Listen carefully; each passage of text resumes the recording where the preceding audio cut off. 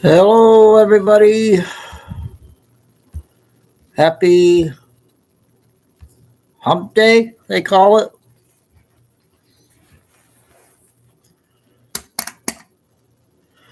So, K got in tonight. Yep, Tim right in between.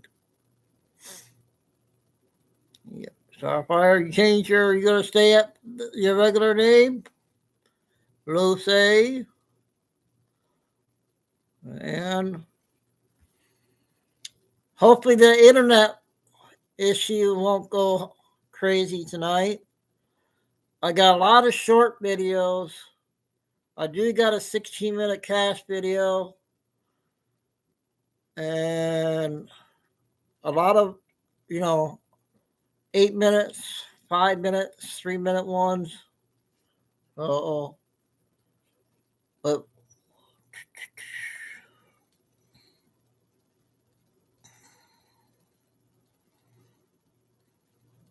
Kimberly, Dragonfly, where are you?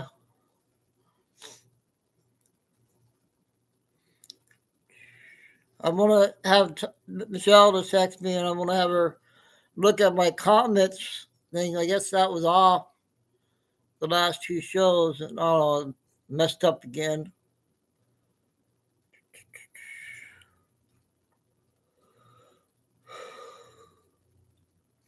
Chico just lay down on his bed.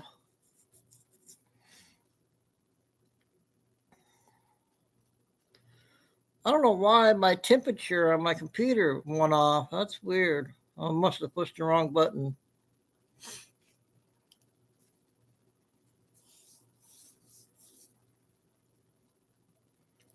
So 7-7, it's showing.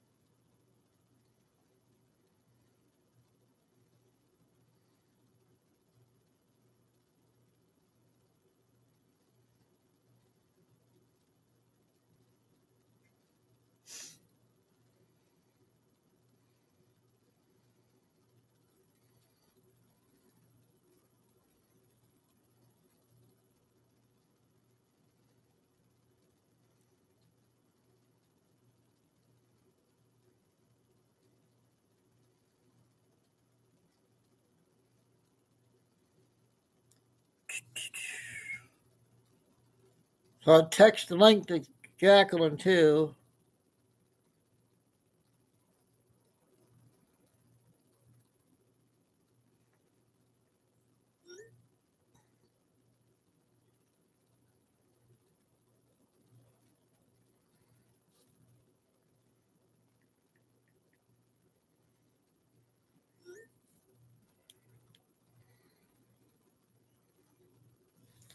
Hopefully Night Watch will come back.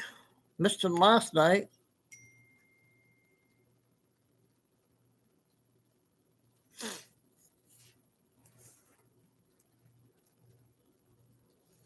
Good to see Craig and Rocksteady back in. Conservative. Been a long time since we've seen conservative.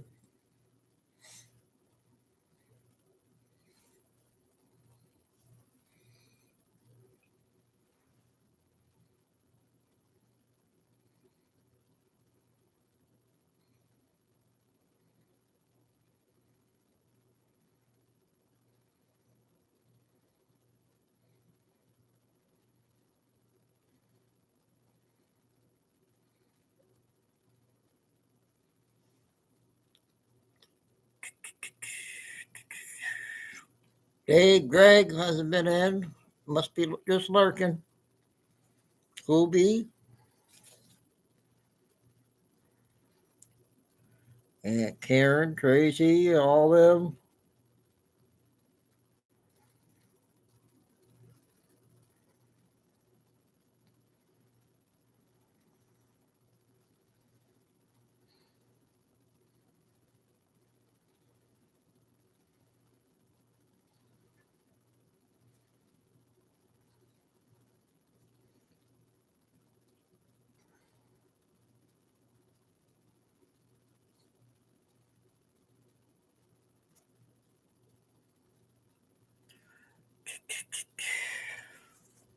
So we'll go ahead and check on YouTube.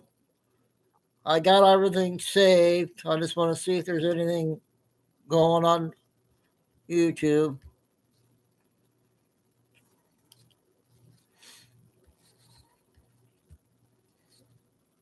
Okay.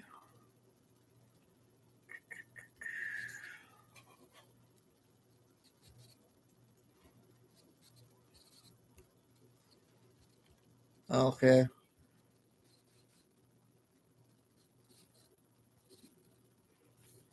We'll go ahead and get logged in. We'll get started.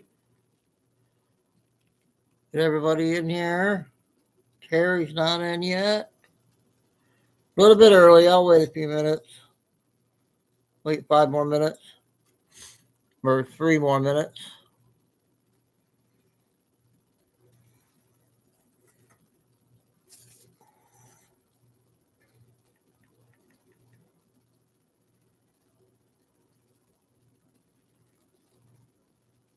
Carol.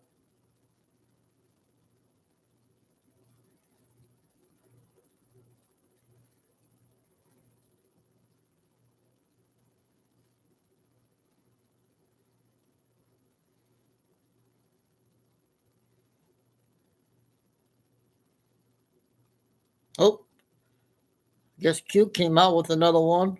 Oh, KQ has one on Schumer.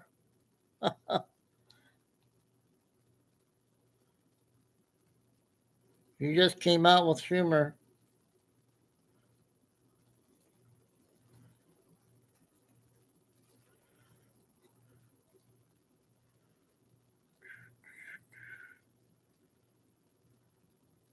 So he has 2 videos today.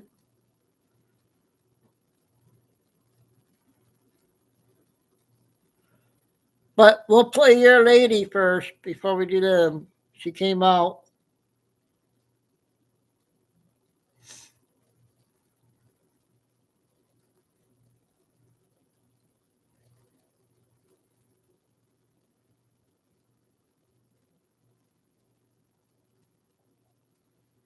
I know Doug had a couple today. I don't know if I'll get to them or not.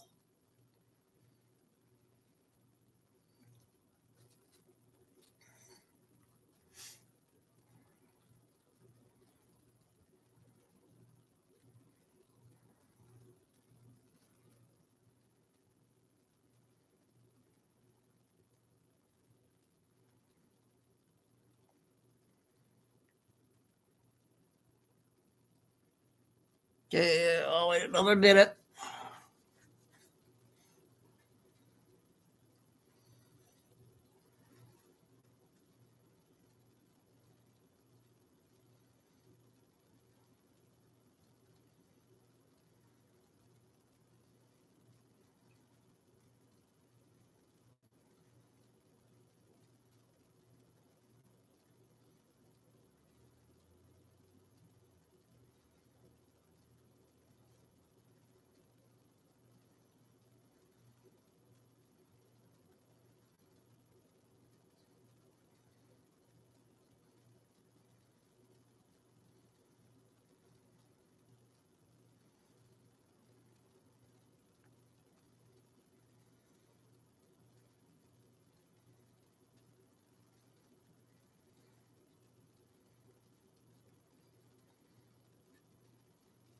Okay, I guess we'll go ahead and get logged in Telegram. We'll get started here.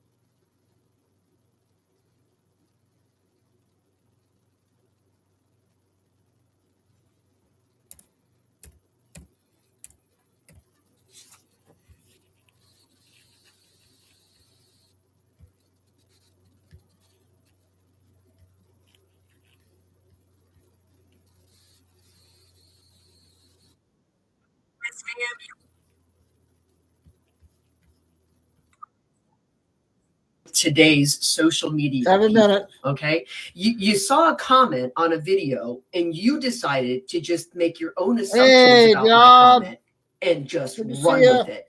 In this comment, you have told yourself that I don't believe victims of SA, even though I am a victim of SA, right? And you've also said in this video that I raise people that SA other people. That's another assumption you made off of a comment that you read of mine. And you just ran with it. I mean, you ran with it. My dear, I was talking about the Democrat lawmakers that were putting on the spectacle yesterday in front of the Capitol, not the women that were speaking. My dear, I'm part of the conservative party who has, prior Donald Trump administration, has been wanting the Epstein files released and the people held justice served for these women, okay? Including Bill Clinton, who currently is still out and not in jail for his actions against women underage.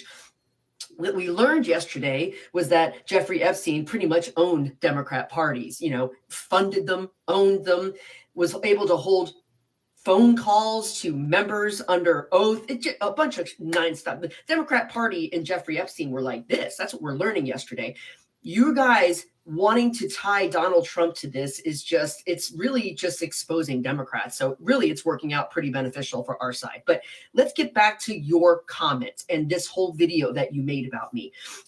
Never once in that comment did I say any of these women were lying. I never said I didn't believe them.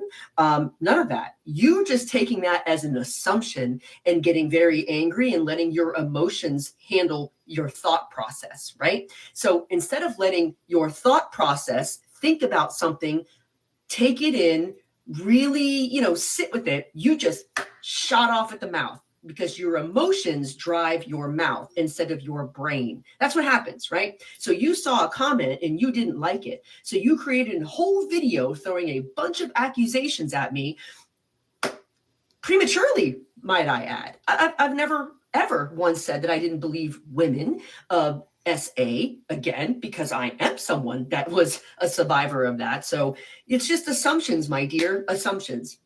You saw something and you just ran with it. You made a bunch of assumptions and you made a video and you just attacked me for no reason because you don't know anything about me, my dear.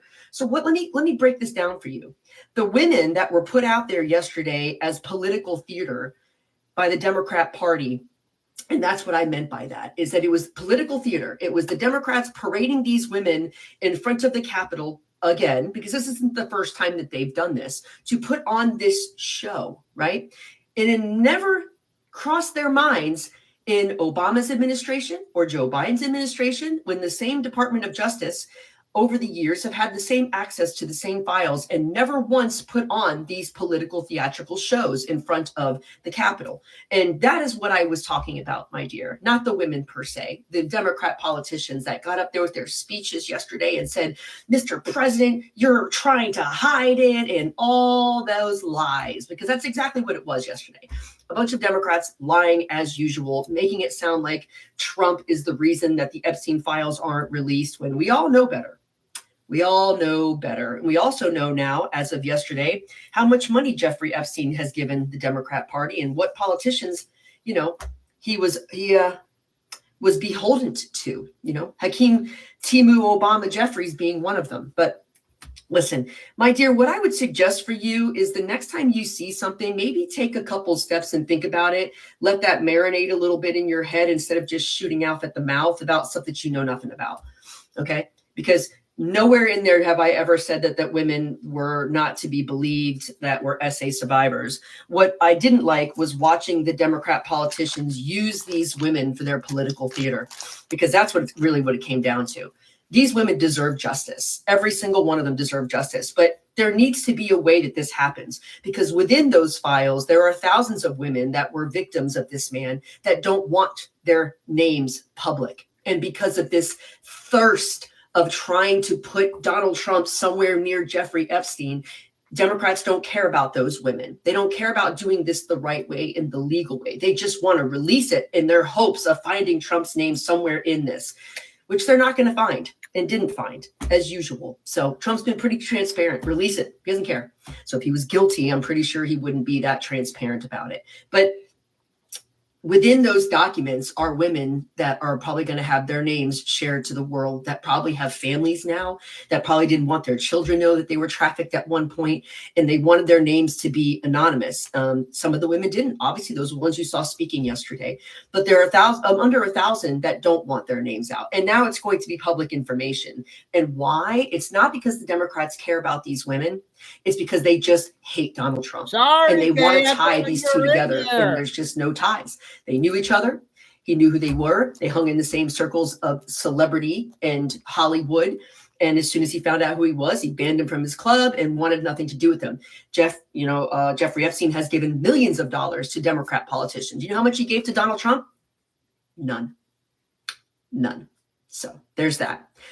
All it does is keep exposing Democrats for the exact POSs that they are. But hey, listen, you are welcome to look at my comment and just run with your own assumptions. Because what happens is, like I said, you let that talk for you instead of this. You gotta let this talk for you instead of your emotions. Every single one of these women should get justice for what they endured. And I mean all of them. So, because the ones that we know that were on that island and absolutely know without a doubt that abused women, like the guy from Harvard, and they're all Democrats. So, and none of these Democrat men have seen the inside of a jail cell. I would love to know where that bloodthirstiness is that you want Trump involved with. How come you don't have that same bloodthirst for the Democrat men that were absolutely on that island? I guess that's a question for another day. But my dear, next time you see a comment of mine and you think you want to make your own assumptions, I would implore you to do a little deep dive and not let your emotions talk, but let your brain talk. Because nowhere in that comment did I say these women were liars, that they shouldn't be believed, or the words that they were coming out of their mouth were liars. That's what you assumed, and you just ran with it. So it's typical of the uneducated, honestly. And it's so sad to me because social media has bred a lot of people like you, that you just pounce and you don't use your common sense, thinking. You just pounce with emotion and you keep doing the lies over and over and over again. And you believe the lies, clearly, because this is where we are right now. Okay, so the next time you want to make assumptions about the things that I supposedly say or type, just ask me, boo. I'd be more than happy to explain it. Good talk. She got a point there, what she said about those women yesterday. Yep, she made a good point. She just, people that leave comments like that, she's just addressing all that. Yep, John, a couple of weeks ago, got the big channel back. Everybody got the channels back with Trump winning that lawsuit. So we're getting everybody back slowly but surely. Craig was in here last night. Rocksteady was. Conservative Cowboy was in here too. So hopefully get everybody a little bit, each night. So Kay's my only mod. Jacqueline, I tried calling you. Oh well, to let you know my phone was messed up Friday. I had to reset my phones and all that. I hope I can get back to you on the WhatsApp app. I sent it to Lori and I think Carol was already there. So I'm going to be playing a couple for Jacqueline I got.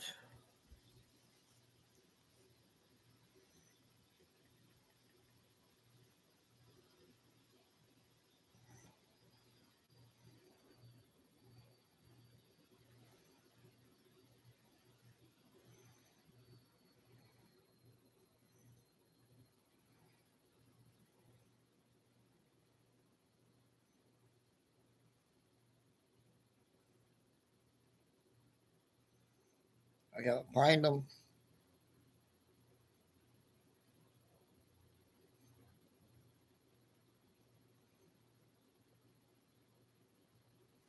Where are they? I'll get to them.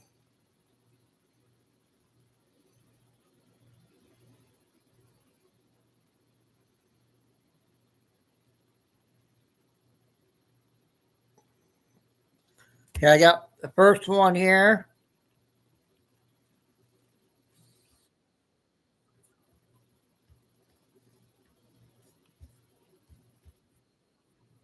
Democrat, and documents 12 obtained by minutes, the Washington Post JJ. show that Democrat Stacey Plaskett, she was getting text messages from Epstein about how to hurt Trump during the 2019 And a congressional couple hearing. for Look at this. we get the other intel You, as my going. friend Mr. Meadows pointed out, misled this committee even today in a written submission that contradicted your testimony. You have suggested you are going to review that. Did you review? Are you going to review it in our next break to correct the record? Yes or no? Yes. Question: you helped out the president's campaign or were involved in the campaign as a representative, as a spokesman, even in your words today. It was your idea for the campaign dating back to 2011. Is that accurate? Yes or no? Yes. Mr. Weisenberg and other individuals, Ms. Rona. Who are those individuals? Are they with the Trump organization? They And are. are there other people that we should be meeting with? So Alan Weisselberg is the chief financial officer. Uh-huh. The You got to Trump quickly give us organization. as many names as you can so we can get to them. Yes, ma'am.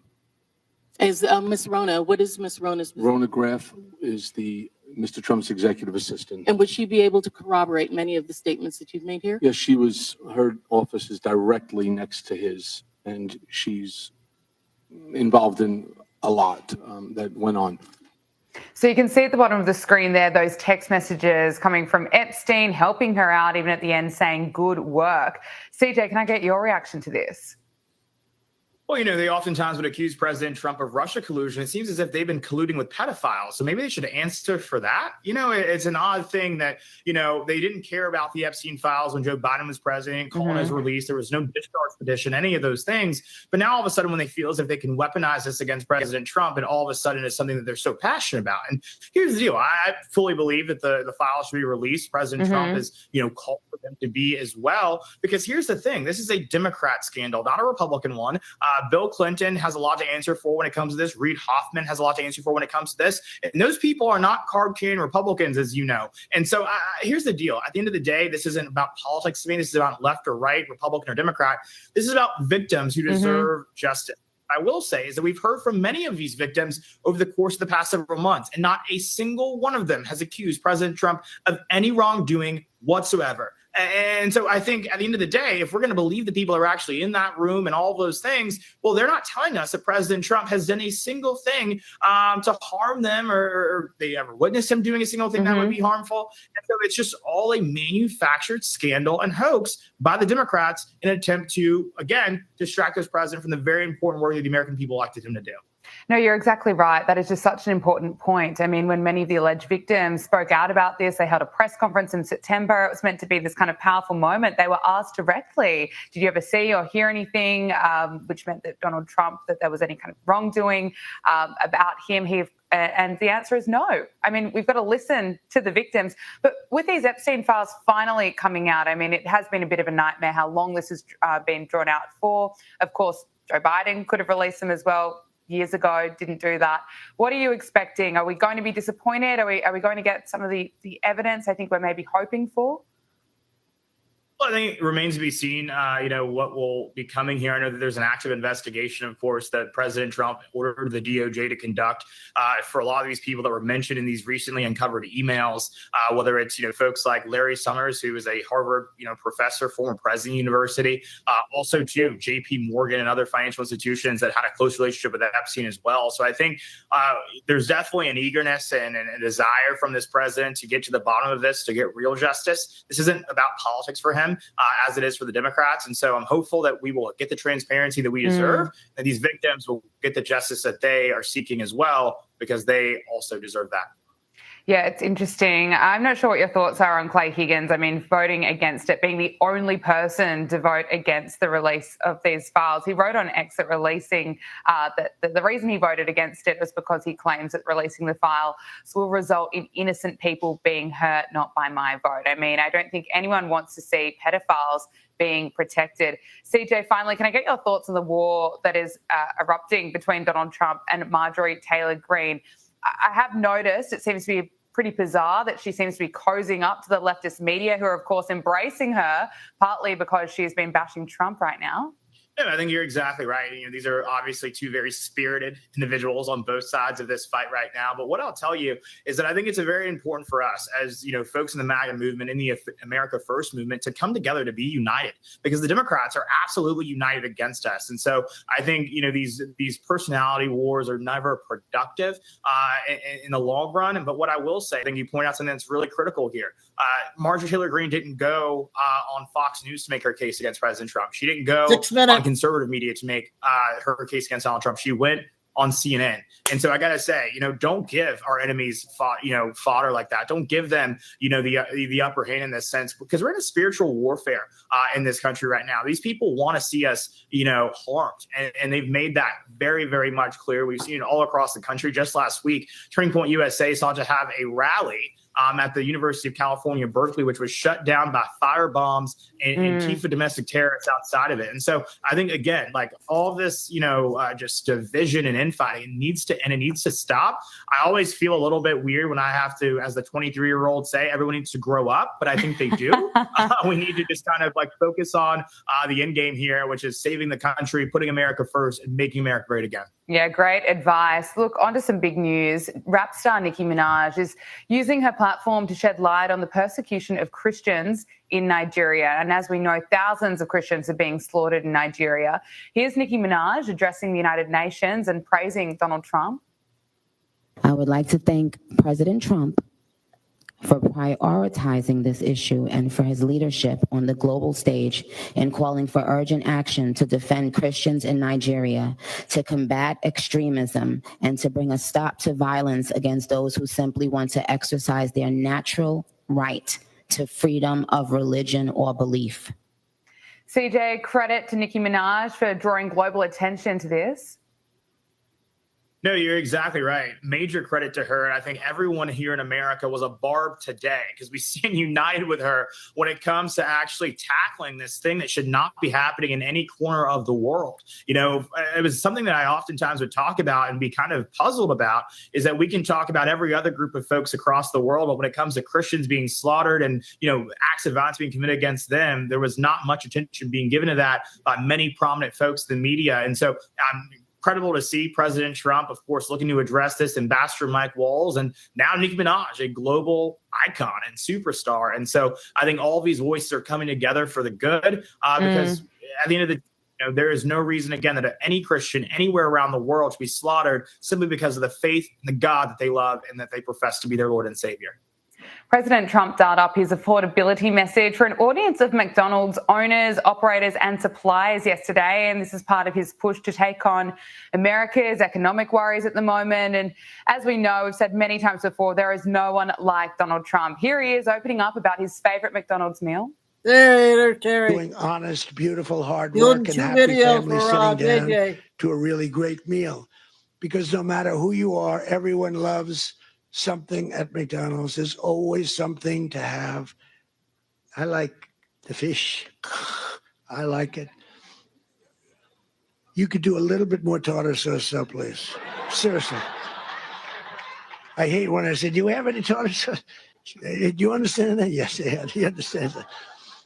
I mean, he's absolutely brilliant. We call McDonald's Macca's over here in Australia, and it was only a year ago that Donald Trump put the Macca's uniform on and he was serving up French fries. Now here he is demanding more sauce for his fish at McDonald's. What do you make of the president there?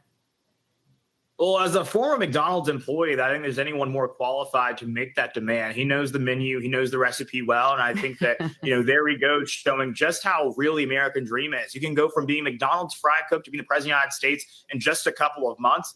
Only in America is something like that possible. But what I'll tell you about that clip, I would disagree with the president. Actually, the filet of fish, absolutely terrible. It's chicken McNuggets over here every single day, and that's it. Yeah, cheeseburger meal for me. I have not had fish from McDonald's and I'm not really planning on it. Look, finally, I've got to talk to you about the Democrats. They are planning to try and take on I suppose, the success of the MAGA movement when it comes to capturing young people, particularly young men. You're, of course, a huge part of that, CJ. So I'm keen to get your thoughts. I mean, the Democrats are really trying to win over young voters. They've been trying to get a Joe Rogan on the left for some time, and here are these reports today that they're desperately trying to break into the manosphere. Why have they failed, and do you have any advice for them? Well, because they hate men, and the men that they claim are men don't act like men in any way whatsoever. You have the former vice presidential nominee for their party who was ridiculed and called Tampon Tim. I don't really know what that's going to do to excite young men like me. But what I'll tell you, you brought up Joe Rogan. They had Joe Rogan. Joe Rogan was a leftist. Joe Rogan supported Bernie Sanders. They became so crazy that they even left him. He had to say, I want nothing to do with this. And so I think their struggles are far from over. And I think when you look at the vibe shift that's happened in this country culturally, you have everything from celebrities like Nicki Minaj now who are coming over to our side to prominent athletes and rappers. Just this past month, actually, I had a party with Rick Ross, who wasn't always the biggest fan of the president. But now he says, I respect the president. I respect the leadership that he has and, the business acumen that he possesses. And so I think people realize it's cool to be a Republican now. It's cool to be conservative again, maybe for the first time ever. But we're glad to see that. I don't think that the left is going to win back those people that they've left before because they've lost the plot. They're too far gone. Just finally, before I let you go, Donald Trump's at the White House today welcoming Saudi Arabia's crown prince, and there was this classic exchange between Donald Trump and CNN's Caitlin Collins. Prices go up. Excuse me, we haven't asked you to speak yet, please. I mean, he knows how to shut her down. You have to. And I think Caitlin, if she wasn't a third-rate reporter, she would know her place and know to respect the office of the president. And the great thing about Donald Trump, though, is that if you don't respect him, he's going to remind you as to why you should and probably embarrass you a little bit in the process. So I have a feeling, I would say to any other person, they would learn that lesson quite quickly. Caitlin needs to be a little bit on the slower side. So it remains to be seen whether or not she gets the lesson. But I think every other reporter in that room got the hint, and they'll be moving accordingly from here on out. CJ Pearson, RNC Youth Advisory Council coach. Okay, that's one for JJ. Got one more.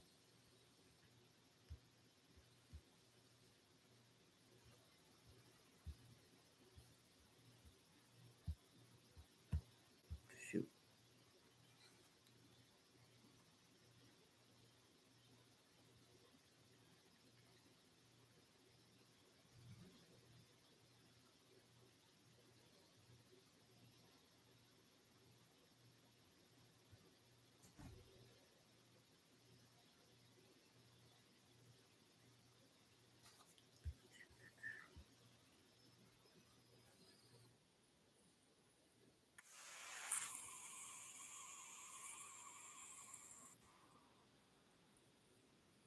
This one's 7 minutes, guys. That you couldn't busk where you wanted in Sydney anymore. Previously, the rules were you could busk anywhere as long as it was safe to do so. But no, along comes the party pooper Clover Moore, and she says can't do that anymore. And they slapped all these restrictions on George Street and said you could only busk in 6 special places that they'd chosen, and you had to apply for a permit in order to do it. And if you don't apply for the permit, we'll send you a fine because, of course, we need to find more ways to revenue raise, right? Well, thank God the Minns government in New South Wales has turned around and said, Clover Moore, up yours. How dare you do this? And they have now designated 16 new sites in the CBD where you can go and busk. I mean, they're basically, look, it's not the same as it once was where you could busk anywhere. But the state government is coming in over the top and saying, look, if you're going to be that restrictive about it, we're just going to make our own rules. Bugger you. Because, of course, busking is where so many musicians start. Now, I'm not necessarily saying I like Tones and I because it's not my cup of tea. But Tones and I, who was a hugely successful Australian artist, started as a busker. It's where so many people get their start. They can go out and peddle their wares in front of the public. Some of them sell CDs. And every now and again you stop and you go, geez, isn't this nice? I'm walking through the city and there's some nice music. It lifts your mood during the day. But Clover Moore says, no, can't have that. So thank God the state government says, actually, you should be able to play music in public. The other thing about busking, it does lift your mood if it's good. And if it's really bad, it's highly entertaining. So either way, you win. The irony here is that Clover Moore is all about stimulating activity and culture within the CBD, and then she shuts down busking. She's having to reconsider this decision and says she will because there's been such a backlash. Speaking of backlash, it's been reported that the complaints they got about buskers on George Street, which led to the ban from Clover Moore, 5 people had made more than half of the complaints to council. So this is another example of a few whingers and whiners getting way more attention than they should ever have gotten, and everybody else has to pay for it. That's always how it is. It's the NIMBYs, it's the anti-fun that team up with the anti-fun council that police society for the rest of us. It is horrible. Thank goodness Chris Minns is like the one sensible Labor Premier in the history of Australia and has actually gone, this is ridiculous. And I'm glad Clover Moore is now under pressure to reverse this. But seriously, how did we get here in the first place? But more controversy over in the UK this time. A bar in Greater Manchester has some very strange entry requirements. One of them is that they will not accept people entering the bar by themselves. You have to be in a group. They will not let you come in if you are a singular individual. Here is the owner of the bar explaining why. If someone is on their own, it means that they're not with someone else. So if something happens to that person in a late night, busy bar environment where people are drinking, it's an absolute nightmare for us to deal with. It also happens to be the case that sometimes if you let people in on their own, there's a reason why they're on their own, is that they've got no one to talk to. So they start mithering other groups because they're not just going to sit there in a bar having a drink on their own in silence. And that's when things start to happen and people are like, who's this person on their own annoying us? So I guess what he's really trying to say through that is basically if you try to go to a bar on your own, you're a loser and we don't want you in here because then you're going to try to talk to people and people will realise you're a loser and we don't want losers. Yeah, that's not true. That's not what he's saying at all. That's basically what he said. Well, a couple of points. Firstly, his bar, his rules. We always promote, it's your business. You've got a right to run it the way you want. So there's that. But we can criticise it. But he's providing a service for people who don't want to be annoyed by that person who's gotten too drunk and they're looking for someone to talk to. Do you remember a night? Yeah, I can tell you remember. I know the night After the late debate, you, myself, and Liz Storer, we all went down to a local pub and we had a drink and there was this guy who'd had far too many and he was on his own and desperate for someone to talk to and we could not get rid of the guy. And it was getting more and more awkward until finally security came and saved us and moved him on. That's what this guy's trying to protect people from. I think it's fair enough. Yeah, but I mean, look, in those instances, security should just intervene a lot earlier. But you are right. It is his bar. He can do with it what he wishes. And I've always said, a private business should be able to say, I'm not letting you in because I don't like the fact you've got blue hair or that you've got green eyes. I really don't care. It's your business, your rules, go for it. What annoys me about it, though, is that I think it speaks to a general societal decline in A, the way we drink, and B, the way we meet people. Because I get it. If someone is, drunk and disorderly, I mean, they should just be kicked out of a venue anyway. They shouldn't even be there annoying other people. But how are you meant to meet people these days? I mean, what the hell is a bar for if you can't go in on your own and sit down and find someone else to have a drink with? I mean, for time immemorial, that is how people have met each other. It's how couples meet. They go to pubs, they go to a nightclub, whatever. They have a pash. Next thing, they're off and married and having kids, and you meet at parties. I mean, my parents met at a party. This is how things have always been done. And now we have someone saying, I don't want people meeting in my bar. And I get it. He's well within his rights to do that. But I think that's kind of sad that we're now creating spaces that are off limits for you to go in and have a drink on your own. By the way, sometimes a solitary drink is actually a really enjoyable thing to do if you don't want to be bothered by anyone else in the world and you want to go and take a book to the pub or like, why not? Why not? Why not? You get all the single people hanging around the steps outside waiting for people to come out. And then, well, then so you got to wait for make someone their move. Can we pretend we're together? Okay, I got two for you there tonight. Good day.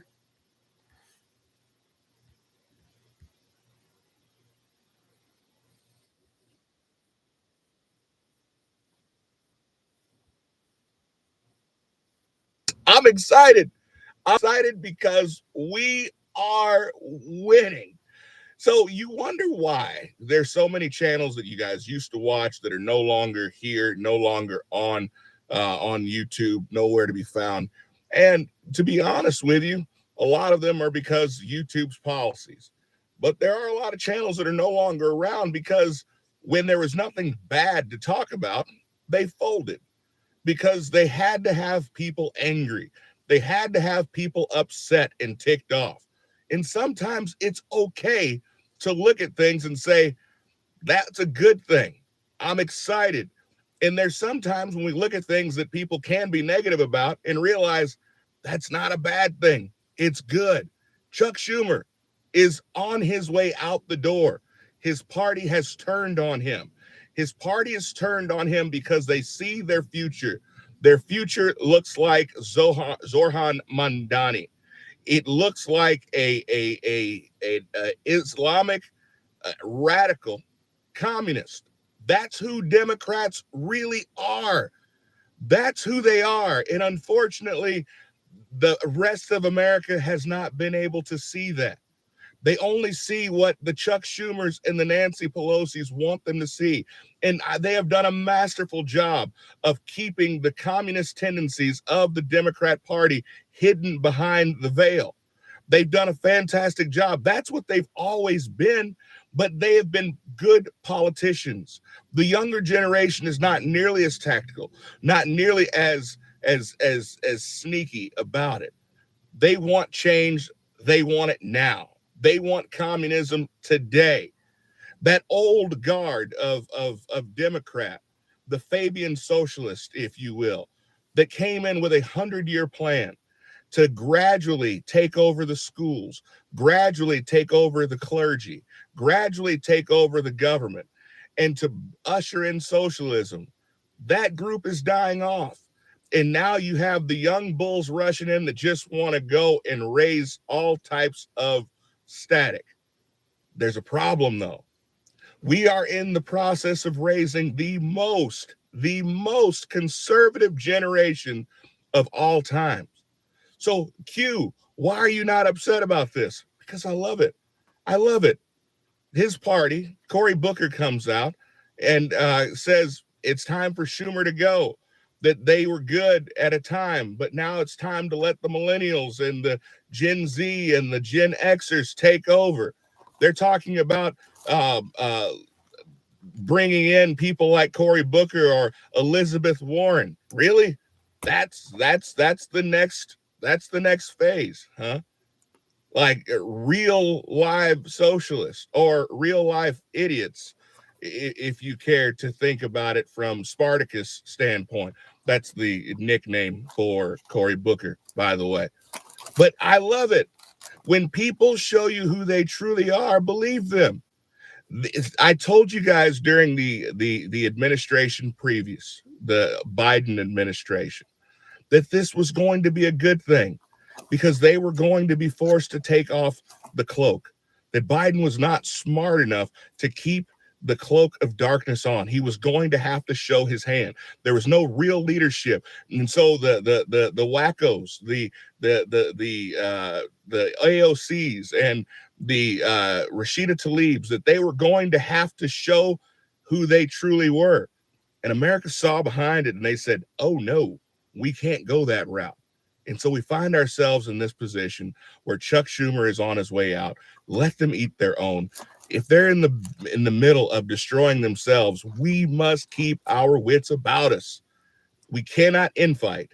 We have to let the Democrat Party destroy itself, because at that point we can truly start to rebuild. Let me know what you guys think about this. Do you guys think I'm nuts? Do you guys understand?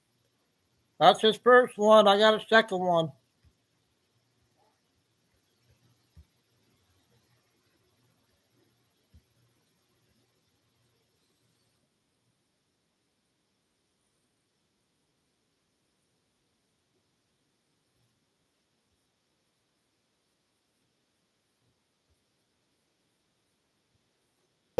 time and or respect for Republicans that are not down for this fight. We came so close to losing our country. We came so close to having our country turn into the West version of Islamabad. And it took Donald Trump and it took patriots all over this country to stand up and say, we're not gonna let it happen on our watch. But guys, we're not out of the woods. We still have as seen by the election up in New York, there's still a very, very radical faction of our country. And so therefore it is not time for Republicans who do not have the stones or do not have the intestinal fortitude to stand up and fight. So the story that I'm about to go into specifically is referring to a Virgin Islands representative. You guys might have heard of Stacey Plaskett. Stacey Plaskett was in a hearing with Michael Cohen. You guys remember Michael Cohen was the lawyer of Donald Trump that was involved in a lot of illegal activities, none of which was tied to Donald Trump. But he decided at the very end to take a deal and to roll over on Donald Trump, made up a lot of awful lies in doing that, and tried to get Donald Trump put in prison. He's been very angry, very upset with Donald Trump, and since then has tried to reverse course and get back on Trump's good side. But I'm hopefully and thankful that Donald Trump is not willing to go down that bridge again.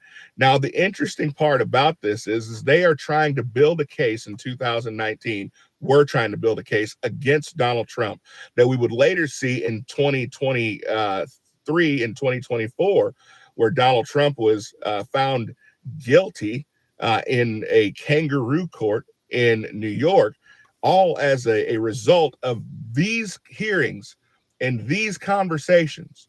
Now, we find that while they were interviewing or while they were hearing out Michael Cohen to get the questions that they needed to ask, Stacey Plaskett, a U.S. congressperson, was sitting in the chambers texting back and forth with a known criminal, a known sex offender, Jeffrey Epstein.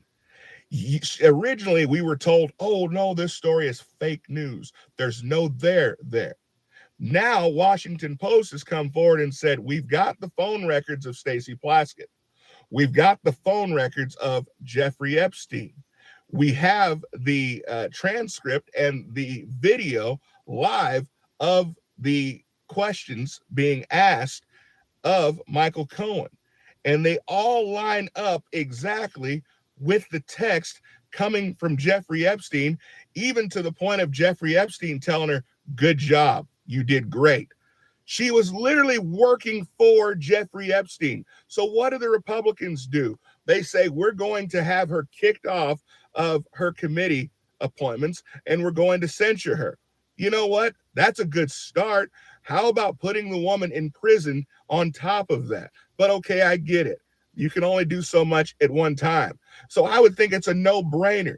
Even the Democrats should be down with this. If you are colluding with a known sex offender, public enemy number one, Maria. Jeffrey Epstein, and using him to help further your investigation live, if you didn't do enough due diligence, you were too lazy to do your job, so you want Jeffrey Epstein to do it for you, then yes, you should be gone. And so, but my issue is not with her. My issue is with the feckless Republicans that were not willing to vote to get her kicked out of there. So here we go. The Republicans are as follows: Don Bacon, Lance Gooden of Texas, Dave Joyce of Ohio, Andrew Garbarino of New York, Jay Abernathy of California, and Dan Muser of Pennsylvania. If these people are your representatives, you should call them today. They need to be, first of all, reprimanded, and secondly, they need to be primaried. These people do not have what it takes to represent us moving forward. Comment below. Let me know what you guys think. I'll see you guys next time. Be blessed. Should these glasses... Okay, that's the first two videos. Got a couple minute videos, a 3-minute video. Then I'm going to play Melania Trump speaking to the military.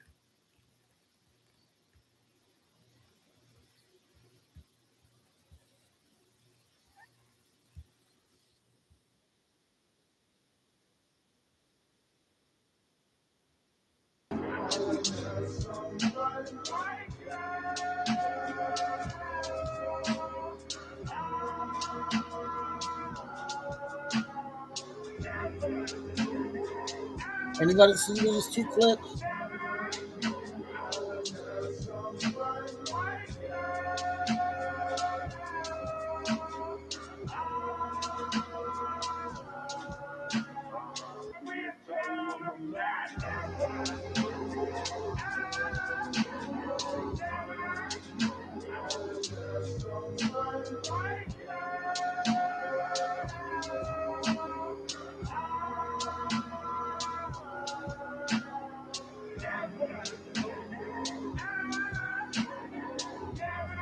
Follow for part 3.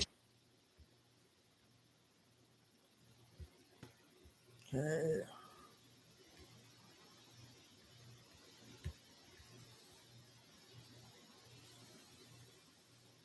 That was part 1.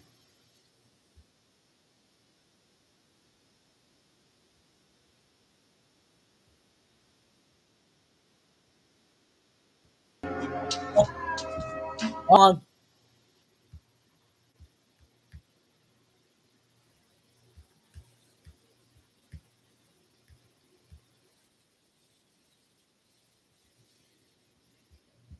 This was part 1.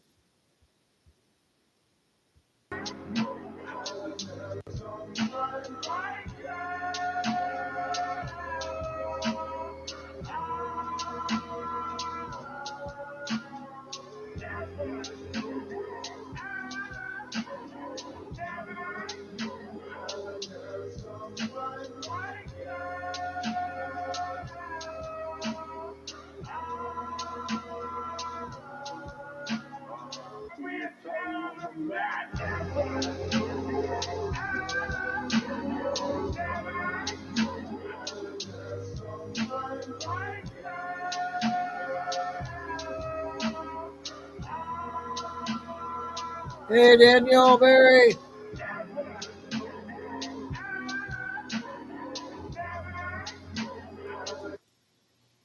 So that was interesting.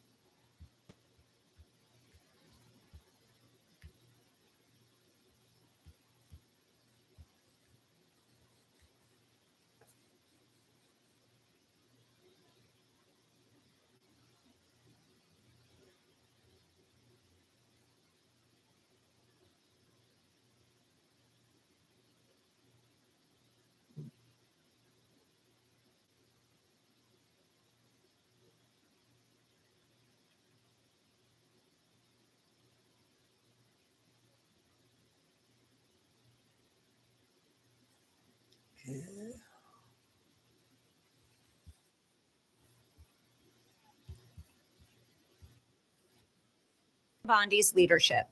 Protecting the homeland from radical Islamic terrorism and violent extremism is one of the Justice Department's highest priorities. The President's directives to federal law enforcement are very clear. Act quickly, work together, and stop threats before innocent people are harmed. Yesterday, my office, working hand in hand with the National Security Division in my office, did just that and charged 2 individuals by federal complaint connected to the Halloween terror plot in Detroit.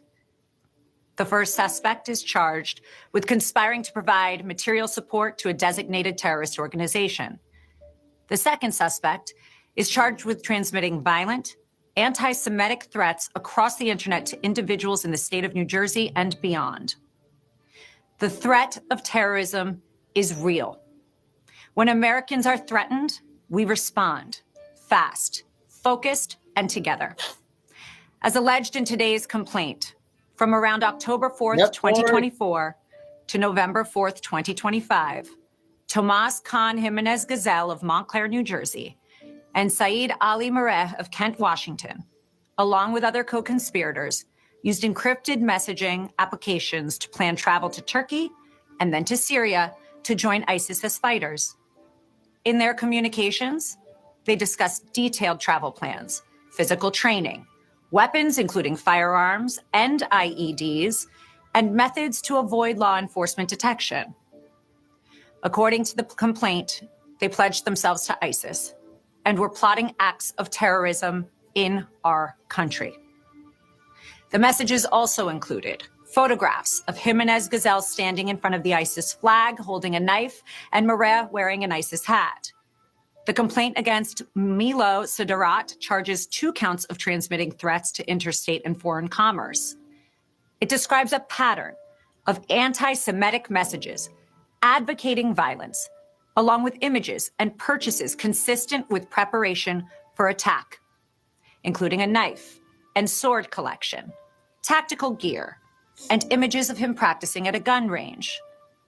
Jimenez Gazelle and Sidarat are scheduled for initial appearances this afternoon in federal court in the District of New Jersey. Mareh is scheduled for an initial appearance later today in the Western District of Seattle.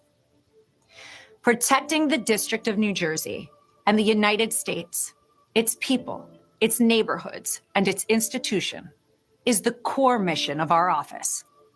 With our partners at the FBI and Maine Justice, we will continue to move swiftly and decisively whenever terrorism or hate threatens our communities. Thank you. Okay, Trump's former lawyer. I'm going to play a few more short ones here before we get to the one video.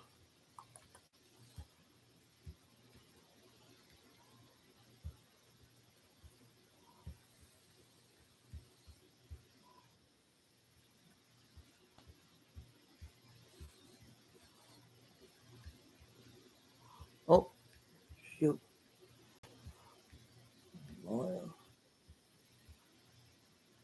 Deputy Commissioner, FDLE, Matt Walsh, your new Secretary of the Department of Juvenile Justice, Taylor Hatch, our great Secretary, Department of Children, Director of Operations for Bay Care Behavioral Health, Kim Figueroa, Survivor Mentor for More to Life, Callahan Walsh from the National Center of Missing and Endangered Children, and Rita Peters, our fierce Assistant Statewide Prosecutor in our Office of Statewide Prosecution.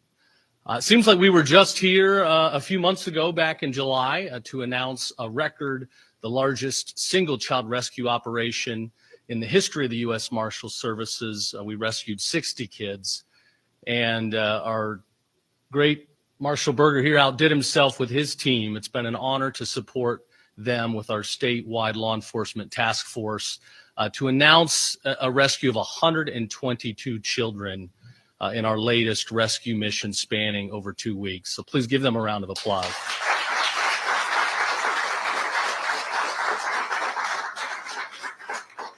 As I said back in July, this is why we do the job. Here in Florida, everybody now knows protecting our kids, keeping them safe, preventing them from being extorted and endangered. That's what it's all about. That's why we go to work every day. It's why we do what we do. There is no greater calling when it comes to law enforcement. So we're excited to announce this rescue effort, 122 kids that were reported missing. They're now back in our custody. This, however, is not the end of the mission. This is really just the beginning. These kids ranging in age from 17 down to just 2 years old, many have been through the unthinkable. They've been trafficked, they've been exploited, they've been abused. They need our help now more than ever. This task force worked proactively to make sure that medical care and rehabilitation was ready immediately after they were back in our custody. They're getting that help. We will continue to get them that help, find them homes where they are loved, where they are protected, where they will be empowered to lead successful lives. And we're going to get them on the road to recovery. With no doubt, they need our prayers and they need our help now more than ever. As you hear me say all the time, in Florida, we've got the absolute best law enforcement. This is only possible with our national standard coordinated task force effort, where we've got Florida Department of Law Enforcement, Juvenile Justice, Children and Families, our local police departments, our sheriffs, all working hand in hand with the U.S. Marshals to go out there, leave no stone unturned, utilize technology and every resource at our fingertips to get the job done. So I'll conclude before turning it over by saying, by now you should know, if you come into Florida and you want to lay a finger on our kids, if you want to prey upon them, if you want to groom them, if you want to abuse them, everybody up here is coming for you with everything we've got. We're going to lock you up for as long as possible, and we're eligible for child sex battery. We will indeed seek the death penalty. So child predators, stay out of Florida. You are not welcome here. To the fullest extent of the law. So thank you for being here this morning for this great announcement. With that, I will bring up the U.S. Marshal Bill Berger.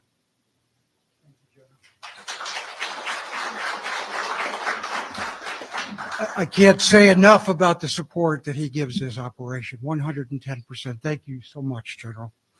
I also want to thank my director, who could not be here today, Gaddy Seralta. As you know, there was a government shutdown. And because of that, unless a particular operation was considered mission critical, they would not fund or accept that. He made this mission critical. So I applaud him. Unfortunately, his mother passed away last week, and her funeral's today. That's why he's not here representing the Marshal Service. I want to thank FDLE Commissioner Mark Glass. I know Mark is not here, and the Special Agent in charge, Mark Burdell. I can't say enough about the support. The command post was actually where you're sitting right now. FDLE has been a tremendous partner in this particular effort. General, I cannot say enough about Rita Peters, Special Prosecutor. She is a bulldog, and that's exactly what we need when dealing with kids. I know Callahan Walsh is here, and I want to thank Terry Santiago, my chief over SIIB, for the region in bringing Mr. Walsh here. It's so important to put a face to this national emergency that we have. After Operation Dragon Eye, at the time the most successful child recovery operation in the history of the United States Marshal Service, where 60 reported missing and exploited children were recovered, discussions were held between myself and our subject matter expert, Senior Inspector Mario Price, to confer and moving forward and expanding the operation to include all of the Middle District of Florida. The endeavor expanded outwards to the cities of Orlando, Orange County, city of Jacksonville, St. Johns County, and all the surrounding jurisdictions, the city of Fort Myers, Lee County, and Collier County, with the hope of either equaling or surpassing the 60 rescues that were accomplished during Operation Dragon Eye. Inspector Price then reached out to these jurisdictions to see if there was interest and commitment to enlarge the operation. With the support of, again, our director, Gaddy Seralta, and other agency headquarters staff, Operation Home for the Holidays was launched. The operation consisted of over 200 partners, to include the FBI, 11 sheriff's offices, 4 police departments, 4 state agencies, and 25 non-governmental organizations. By far the largest combination of sworn and non-sworn non-government organizations in the history of the child recovery operations. As a result of Operation Home for the Holidays, 122 kids, their picture should be up now, ranging from age, as the general said, 2 to 17, were located and recovered as illustrated by this photo. Thus far, there have been 6 adults arrested associated with this operation, ranging from charges lewd and lascivious to multiple sexual batteries and more, and there will be more persons arrested in the very near future. The breakdown of the recoveries by location were as follows: Fort Myers, 29 recoveries, Jacksonville, 22, Orlando, 14, Tampa, 57, and 13 were located and recovered outside the state of Florida. 11 of which were in other states in the United States, and then 2 were located internationally, Mexico and Guatemala. There are many human stories involving this operation. A picture behind me will see the photos of a brother and sister embracing, having been reported missing separately 2 years ago in Fort Myers. In Jacksonville, 2 brothers aged 14 and 15 were reported missing a year ago and found within a trailer park. Both brothers had been exposed to methamphetamine and other drugs by persons in that trailer park.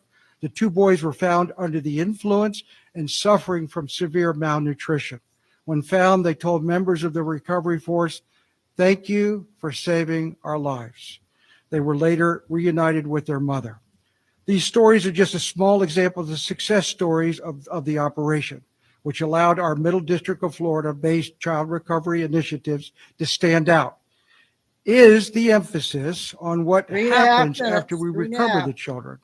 We know these children have significant needs, and once we find them, it makes sense to build these operations alongside of like-minded partners from across the child welfare space.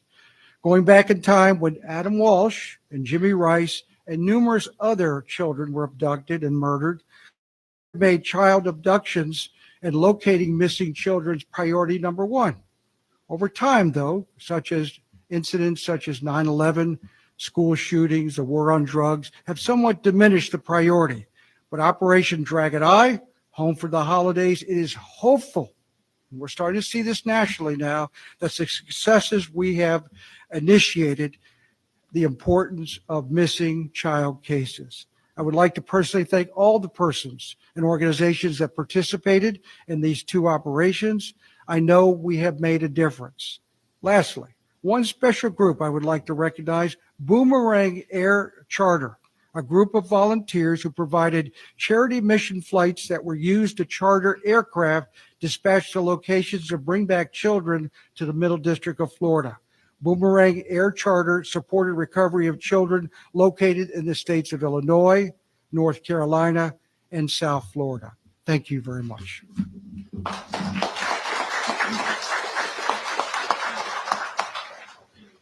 Thank you, Marshall. Next, Vaden Pollard, FDLE. Thank you, General Uthmeyer. Thank you, Marshall Berger. It's an honor to be here with you today. I'm Deputy Commissioner Vaden Pollard with the Florida Department of Law Enforcement. I'm speaking on behalf of Commissioner Mark Glass. I can't think of a better news story than to have the opportunity to stand up in front of a group of people and to announce that there are 122 kids who are safe now. They're safe because of the efforts of this great team that you see standing here behind me.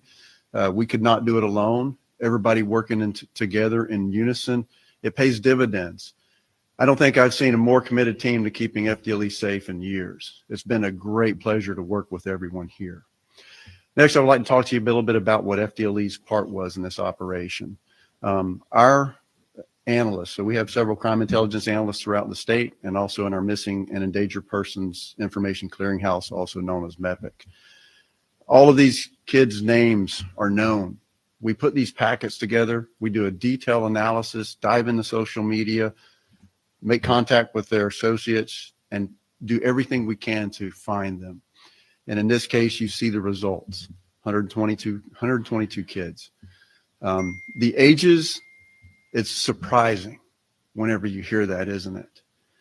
You can't think of a more vulnerable group of people than our kids that are out here in Florida and that are missing. They are preyed upon by people who want to do bad things. They convince them of a reality that's going to keep them safe, but it's not real. And they're put into a life of servitude. Many of them are. And now these kids are not. So thank you all very much, all of the partnering organizations that come together. We couldn't do it without you guys, and we couldn't do it without General Uthmeyer's leadership. Thank you, sir.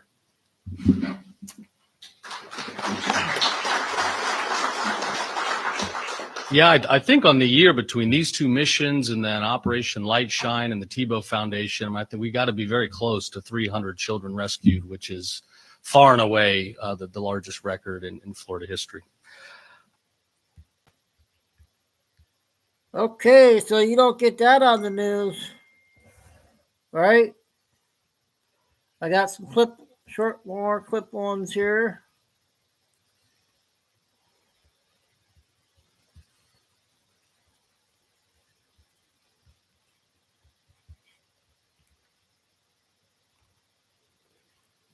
Oh yeah, this is.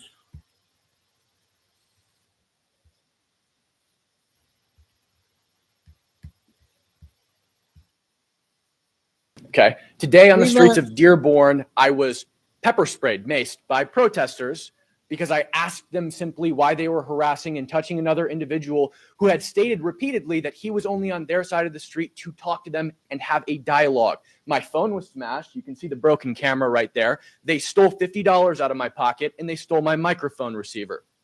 I went and I told one of your officers, badge number 3668, that this had happened. He told me there was nothing that could be done about it unless I went to the station. I told him, I can't go to the station. I'm working. I'm doing my job. He said, I'm working too. I said, yeah, and your job is to protect me and all of the people that are out here today. Okay. So we said that I could go into the station later. I told him, you're never going to catch the guy if I go into the station later. He's going to leave. He's dressed head to toe in black bloc. I filmed the whole thing, but he had a mask on his face. You'll never, ever get an opportunity to arrest that person ever again if you don't go and get him right now. He said, sir, I can't leave my post. 5 minutes later, I caught him in the parking lot on a personal phone call. Okay. Repeatedly today, I watched people that are in this room get attacked by other people that are in this room. I watched your officers not respond to those attacks repeatedly. Then I saw somebody who was in this group, which I'm a journalist. I'm just documenting what's going on, and I'm here to tell you what's going on. I saw somebody in this group get arrested. I asked the officers, habeas corpus, please articulate probable cause for arresting this person. They refused to. I asked name and badge number. They refused to give me their name and badge number as a member of the press with my badge clearly displayed. They would not tell me why they were arresting this person. They just did it. Okay. Yesterday, I was exploring Dearborn. I came here just to document this from Seattle as a journalist. Okay. I was exploring Dearborn. I walked up and down Michigan Avenue. There wasn't very many people out. Then we wanted to hear the call to prayer that we've heard so much about. So we went to a mosque. And at that mosque, I was followed by a drone. If I moved forward, the drone moved forward. If I went backwards, the drone went backwards. I went to a gas station, and that drone waited outside of the gas station, just above the door, for me to leave so it could begin following me again. I was followed by vehicles, and I was followed by individuals on foot. There was a lot of talk in here today about sexism. So I'd like to quote the Prophet Muhammad, okay? One of my favorite quotes from the Prophet Muhammad. A woman's testimony is worth half that of a man's due to the deficiency of her mind. God created two sexes, one superior and one inferior. That's why your women wear hijabs, because they're inferior to men. That's why in most Muslim countries, they can't leave their homes without permission of a male guardian. Is my time up? You have 30 seconds. 30 seconds. Oh, 30 seconds. Yeah, okay, great. Go ahead.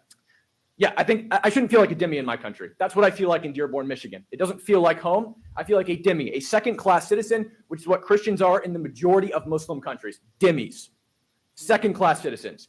And the policing in this city, that's exactly what happens. And I know rank-and-file officers in pretty much every city usually want to take care of these problems. You're the one giving the orders, Mr. Mayor. These guys definitely want to do something about them. They're business. Look at them.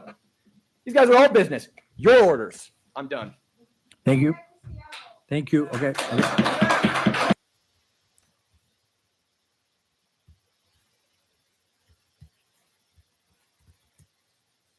I got one more of those.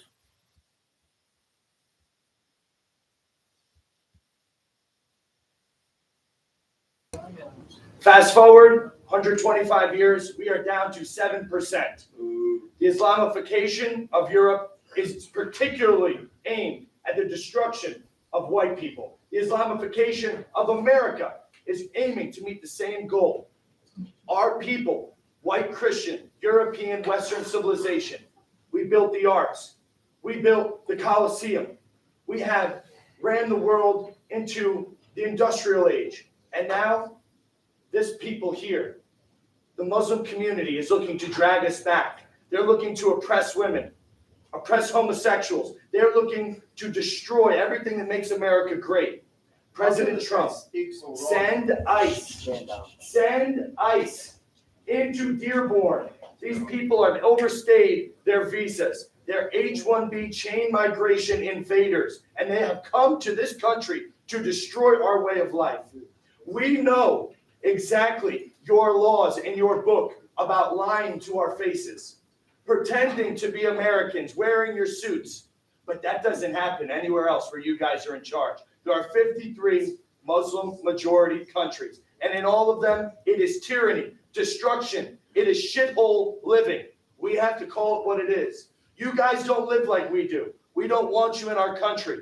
We will come and eat your shawarma in Somalia, okay? We don't need it here in Michigan. We don't need it in any part of America. We have a right to self-determination. Damn right. Founding fathers fought and died for our posterity, for white Americans. Amen. And we're being driven out. You come here and you marry 4 or 5 women and you outbreed us. You change the laws. You make all of our country look like the places that you fled from. We don't want you here. Respectfully, get the fuck out of my country. I don't want you here. I don't want you here. I don't want you here. I don't want you here. This is our country. And the people, the veterans, the World War II veterans, that's blood has soaked for our constitutional republic, are taking a look around Europe. They're taking a look around America, and they're saying, what the hell did we fight for?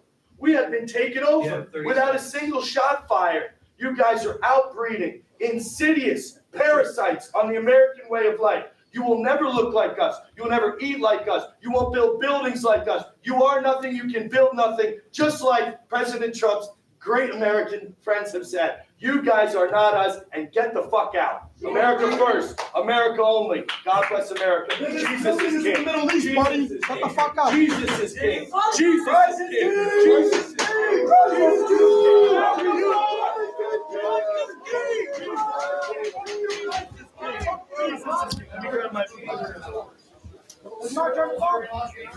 Jesus is king. Jesus is king. Jesus is king. Christ is king. Hands on me. There's no reason to do that. Jesus is king. Christ is king. Christ is king. America first. Get these guys out, man. These guys out.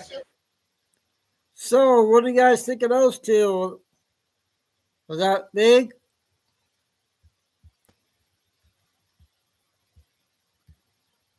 They were right on spot. They made a good statement.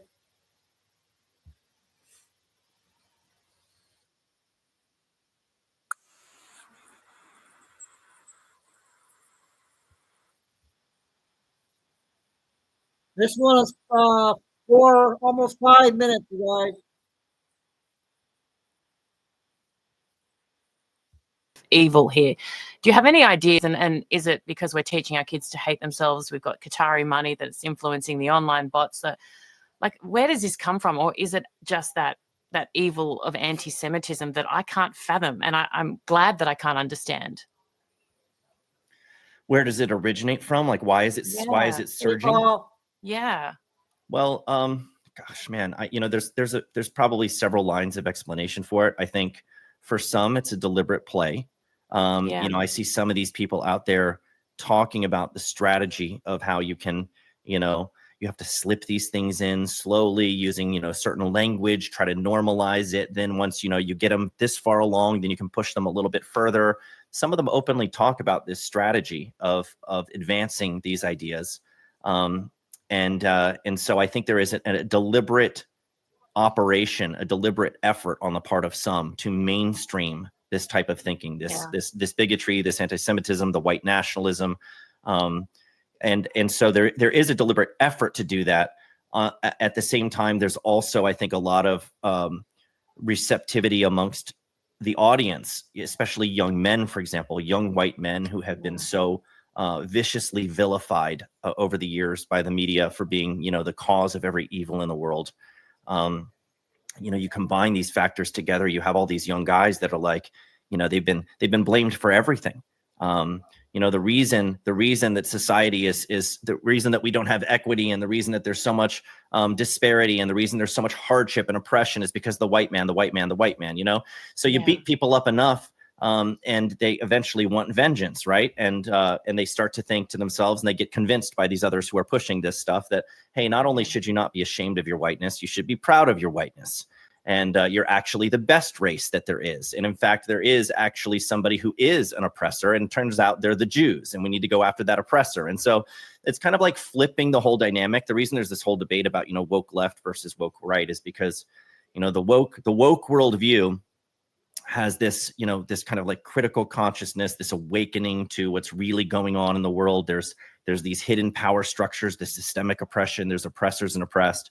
And these, intersectionality things where people fit into different parts of that framework.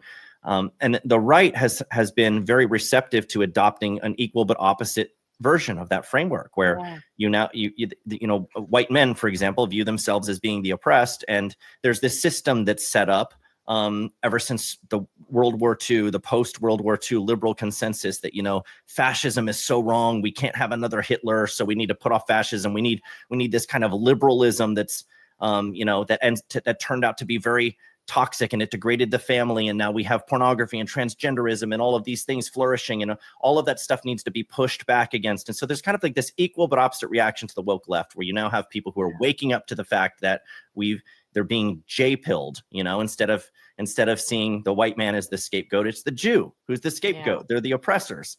And they are the ones who have established these narratives, pushed all of this on us. They're the reason for all these social issues. So we need to correct that. And we can't do that by constitutional means. Of course, we need to go post-constitutional. We need some kind of like, Christian king or prince or something like that to run the country in Christ's name and beat back the dirty Jews. It's just disgusting and despicable and full of bigotry. And what's really vile to me is not just that there's all this hatred that's found all this fertile ground, and there's the combination, like I said, of the people that are promoting it and the people who are susceptible to it.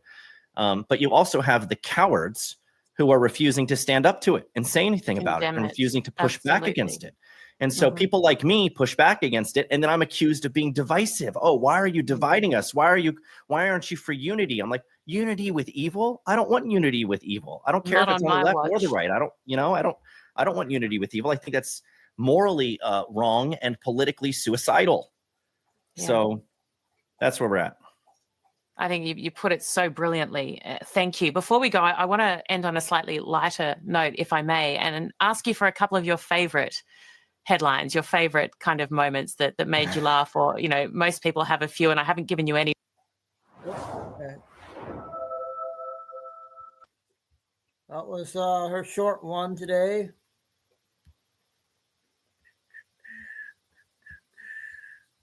Did you guys see this?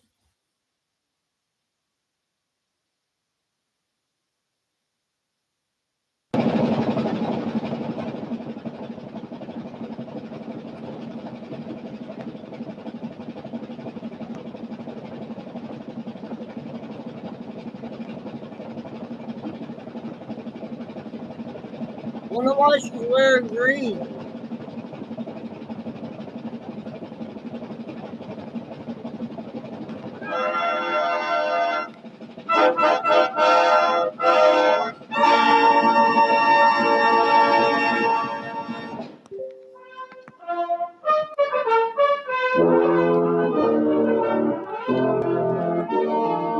Under 2 minutes.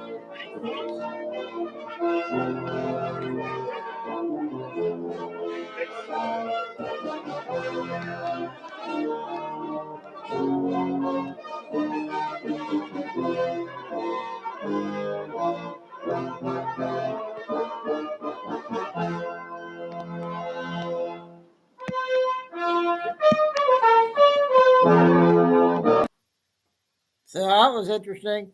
Here's another photo. Wonder what kind of why she was wearing that.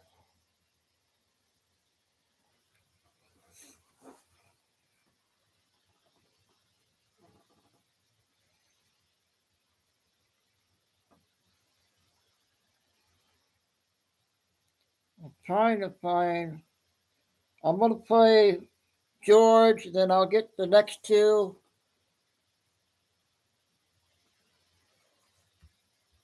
Next.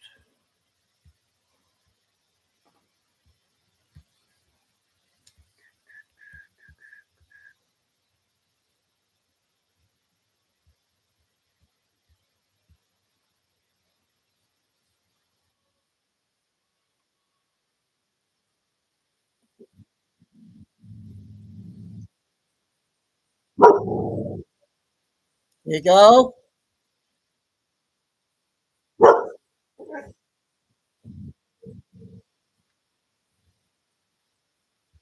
Nine minutes. At the White House dinner tonight, and the Crown Prince brought someone really interesting with him. Usually when these foreign leaders fly here and attend these sorts of dinners, they'll come with their wives, their significant others, or in Emmanuel Macron's case, the French president, he'd bring his husband, his husband Brigitte. Or in King Solomon's case, he'd bring his 300 wives with him and 700 side chicks. 700 side chicks. I don't know what's worse, having 300 wives, but then also adding the 700 side chicks to them. Man, we'd really need that ballroom at that point. But the Saudi crown prince did not bring his wife. They usually don't. I've never seen these Arab leaders with their wives. Their women are just locked up. Cristiano Ronaldo is who he brought. Ronaldo is one of the greatest footballers of all time. He was at the White House to meet President Trump. There he is, right there, ladies and gentlemen. There's Ronaldo. There's the GOAT of soccer. No, it's Messi, but there he is. No, that's JD Vance. That's the hillbilly. This is the soccer star we're looking at. There he is with his haircut. Okay. When I show you his Instagram followers, you're going to realize why I'm hyped about this. And there's his wife, Georgina Rodriguez. Funny enough, Ronaldo's rival is from Argentina, Messi. Ronaldo's wife is from Argentina. So he really wanted to take something Messi couldn't have. But yeah, that was just a crazy moment to spot Ronaldo at the White House. Then President Trump had this to say about the soccer star. Too much about you because we'll be here all night. This room is loaded up with the biggest leaders in the world, business, sports. You know, my son is a big fan of Ronaldo, wherever Ronaldo is here. Aw, look at Melania Trump light up when she heard my son, Barron. Ronaldo. And Barron got to meet him, and I think he respects his father a little bit more now, just the fact that I introduced you. So I just want to thank you both for being here. Thank you very much. Here's Ronaldo on Piers Morgan talking about Trump, because this meeting has been kind of in the works. President Trump, friend of mine, was given a CR7 shirt by the Portuguese European Council President, Antonio Costa, in June at the G7 summit. And you wrote on it, to President Donald J. Trump, playing for peace. What did you mean by that? If the world is in peace, it's our goal. He's one of the guys that can change or help to change the world. And it's my main goal. He's one of the most important guys, of course, is US president. If we can help each other to make this happen, because I swear, please, I can't watch TV because it's been awful. I don't watch. I swear, I can't. Sometimes I'm start to see the news, I can't. And one of the guys that I want to meet. I wish one day, if you have an opportunity, Trump. I can make that happen. Make that happen, or tell him that one of the guys that I want to sit to have a nice talk. He was one of the guys. Donald Trump. Here, US, wherever he wants. I know he was here in Saudi with our boss, MBS. I wish one day to meet him, to sit with him, because he's really he's one of the persons that I really like him, because I think it can make things happen, and I like people like that. And I say whatever you think of Trump, and people have very strong, they do about you as well. But I think that he believes in peace, not war. It makes him unusual for a Republican American president. I've spoken to him many times. He really wants peace. And I admire what he's achieved in stopping the bombing in Gaza. I admire what he's trying to do in Ukraine with Putin, trying to stop the bombing. I think these are admirable things for him to be doing. And, following what you said to him, I think he's trying to deliver on what you asked. I wish that world goes for a peace way soon. This is what I'm looking for. So tasty, it could make Poseidon switch to a spoon. Holy divine taste from the Greek gods.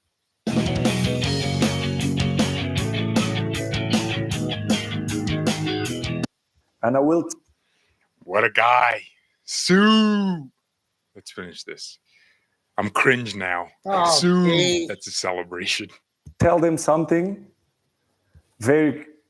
Not I can't play that one, you guys.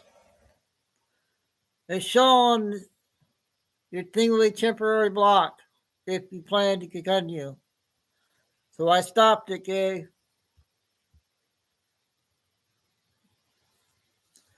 Let's play Spreewell while I find another one.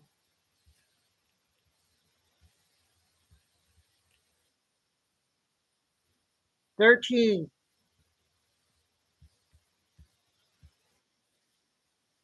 Was with shoot He's okay, shoot, what I was her think. name? The Chinese agent spy chick that he was sleeping with, and very likely was like giving state secrets to and all that stuff. Yeah, that guy.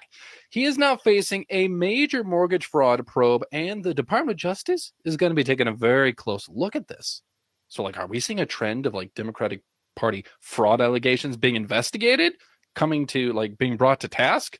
That's pretty sweet. Also, Donald Trump, said, hey, DOJ, go look into Morgan Chase, JP Morgan, all that stuff, and look into the Clintons and all that stuff. Now, will they fully prosecute him and actually do this? I know there's a lot of blob entities within the DOJ, a lot of swamp-like people. Not thrilled the whole thing with the majority Taylor Greene. I know I'm going off topic here a little bit. Hopefully they can reconnect and reconcile whatever's going on there. I'm not thrilled about. I think he needs to return back to the MAGA core, okay, because that's what got him elected. So there, rant speech done. Now back to the video of the day, or the topic, which is Eric Swalwell. You see, now he's facing some fraud allegations, and Trump's administration is bringing kind of the weight of the DOJ on him, which is great. So we're going to be taking a closer look at this and discuss what it could mean for Eric Swalwell and his future. All right, we're going to begin this hour with another likely criminal investigation of a prominent critic of President Trump. This time it's Democratic Congressman Eric Swalwell of California. He faces a Justice Department probe. It was announced on the very same day that lawyers for two other Trump critics were back in court arguing their criminal indictments should be dismissed. Scott McFarland is covering it all for us, as he has for a while now. Scott, good morning. Hey, Tony, good morning. A Trump administration housing official is making the same type of allegation against Congressman Swalwell that the administration has made against other political critics of the president, questioning whether the California Democrat engaged in fraud in securing a home mortgage in Washington, D.C., and they have formally asked the Department of Justice to investigate it. Swalwell, who served as an impeachment manager against Trump in his first term, denied any wrongdoing, and he blasted the accusations as politically motivated, saying, "The only thing I'm surprised about is that it took him this long to come after me." It's common for members of Congress to have two homes, but what's not common and raises the question of political targeting is for housing officials to pull mortgage records and refer them for federal investigation.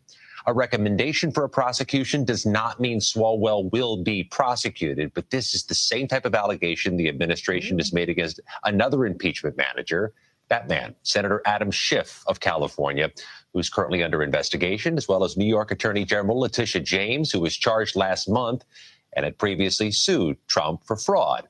Both have denied any wrongdoing, Gail. Yeah, to be continued for sure. So, Scott, I know you were in the courthouse yesterday. That's when the New York Attorney General's defense lawyers then asked the judge to throw out the case against her. So where does that stand with both Letitia? Letitia James and former FBI Director James Comey, both of whom are facing federal charges, both of whom have pleaded not guilty, argued to get their cases dismissed Thursday. They say the prosecutor who secured each of their indictments was not lawfully appointed. That prosecutor is former White House aide Lindsay Halligan. She was given the role after the U.S. attorney in Virginia declined to move ahead with the cases against Comey and James and was ousted. The judge said she'll make a ruling on whether to dismiss. So what do you guys think of that? Now they get indicted and now they're going to get off. I don't understand that.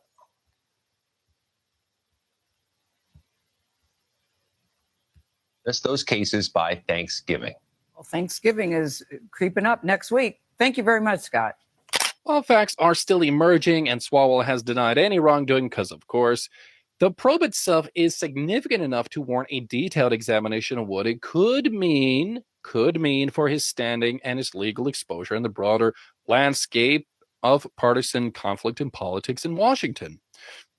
You see, the allegations center around whether Swalwell misrepresented his residency status and financial information on loan documents connected to a Washington, D.C. property, which is really weird because Letitia James also doing some sketchy things with, mortgage and, fraud. And it's kind of like in that realm of things also. So it's like, is there a trend happening here?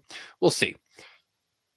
Now, I will say it is connected to a Washington, D.C. property, to be specific. And reports have suggested that the loans in question may involve substantial sums. And the referral for investigation includes not only mortgage-related issues, but also potential tax inconsistencies and insurance-related concerns, which are pretty serious considering it's being directed toward an elected representative. So the scrutiny is even higher. Because when you intentionally misrepresent federally backed loan applications, that can carry severe legal penalties. Even the hint of fraud is enough to damage a politician's reputation for a long time. But a formal referral to federal investigators raises the stakes dramatically. Now, at the same time, Swalwell's response has been swift and pointed. He has argued that the investigation is politically motivated, framing it as retaliation from the Trump administration, he's saying, and its allies, due to his long-standing vocal criticism of Donald Trump. Yeah, we know. We know. You, who were sleeping around with the Chinese agents. Yes, we know, Eric. We know you don't like Trump. Now, this is not like an insignificant claim. Swalwell has been one of Trump's most aggressive critics in Congress for years, particularly during the impeachment era and in the aftermath of the January 6th events. So, to his supporters, the timing of this probe appears suspicious, and it fits into a pattern of what they see as weaponized governance. Well, you guys made Trump's life a living hell, and now you're getting caught for stuff that you have been doing probably for a long time, and now you don't like it. That's how I see it. But, for example, let's say if he's not actually defending himself against the crime, which is weird, and yet he's still committed mortgage fraud. It's not exactly a strong defense for your case. What do Letitia James, Adam Schiff, and now Eric Swalwell have in common, other than their hatred for Trump? In fact, they're all really annoying. Well, they're all accused of mortgage fraud. Well, the hammer of justice might be dropping again. Another one, Swalwell, who's been criminally referred to the DOJ after allegedly making misleading or perhaps false statements on loan documents. According to NBC News, which first broke the story, the referral alleges several $1 million worth of loans and refinancing based on Swalwell declaring his primary residence as Washington. It calls for an investigation into possible mortgage fraud, state and local tax fraud, insurance fraud, as well as other related crimes. Here to discuss, Mike Davis, founder of the Article 3 Project. Mike, Swalwell just went on MSNBC and is now threatening Trump officials. Watch. When we're in the majority, we will have subpoena power and accountability will happen. So Bill Pulte and any other lawless official who is carrying out these political prosecutions on behalf of Donald Trump, they should familiarize themselves with the Judiciary Committee room, because they're going to be spending a lot of time there answering questions. And I sure hope everything they did was above board. They mean to respond to this if they win the House. Your sense about whether these investigations are valid from what you know and worth it in the long run? Well, I would say this first off with Eric Swalwell. Well, that sounds like obstruction of justice when you are threatening to go after federal investigators for investigating you for a federal crime. So maybe that's another charge that the Justice Department should tack on to his investigation. I also just found this, Laura, this tweet from Eric Swalwell back on March 13th, 2019. He said this, and I'll quote you: "If you commit fraud in this country, you will be indicted and justice will be served. plain and simple. No one is above the law. And he wrote, cough, Donald Trump, cough. So I would say this to Eric Swalwell: if you committed mortgage fraud, you will be indicted and justice will be served. Swalwell will, of course, frame this as a badge of honor, portraying himself as a target of political persecution. And that strategy has been used effectively by both parties in recent years as the public has grown increasingly polarized and more willing to interpret investigations through a partisan lens. Because we don't trust the DOJ, we don't trust the federal government, so no kidding. In any case, if Swalwell successfully convinces Democratic voters that the probe is illegitimate or retaliatory, he could definitely emerge from the controversy with his own supporter base energized rather than diminished. So they really got to have something, I would say. Investigators do not always destroy political careers, but sometimes it even solidifies them. Like it did Donald Trump. His base got super hardcore for him because they're like, geez, you're trying to throw this guy in prison for hundreds of years. Again, not thrilled with what's happening with Trump right now. I know there's people in his inner circle that are trying to like redirect him towards, you could say, the core tenets of a movement that he built, truly, which I'd like to see him return back to that, because I'm not thrilled with this whole attacking Marjorie Taylor Greene and endorsing Lindsey Graham. 3 minutes. 3 minutes. Like, seriously, I hope some way, I think it would be for his benefit, even though he might not feel that way. I think in the long term, if it's kind of forced out of his hands and the Epstein files are able to be released via Congress in some way, I think that would actually, in the end, maybe free him up from whatever. I'm not saying he is. I've said before at times like, oh, I think that he's not like bought out, or there's not like some sort of that somebody has on him that's kind of like swaying his policy decisions and stuff. I don't think that. But I am right now putting myself in the headspace and assuming, let's say, that is true. I would think it'd be for his benefit then to have the Epstein files come out so it frees him of whatever's going on. Because truly, if it was that bad, they would have released it years ago. They would have. There's no way they would have let this guy get into office. They tried to kill him twice. You know? Now, getting back to Swalwell. Let's say if he did commit mortgage fraud, then he's going to be in some major trouble. Like, regardless of the political angles, the legal process will move forward on its own timeline. If the Justice Department determines that the allegations have merit, Swalwell could face prolonged scrutiny and potentially even charges. If the investigation finds no wrongdoing, he will likely use the outcome to attack what he sees as weaponized oversight from Trump.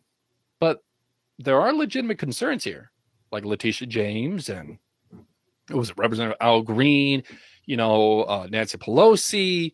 There's a lot of dudes out there doing sketchy stuff, or Senator Tom Cotton, who's like, you know what? I want to take away the authority from declassify things and give it to like the FBI and you, or like give it to him or his group of people in like the oversight committee so they can oversee it.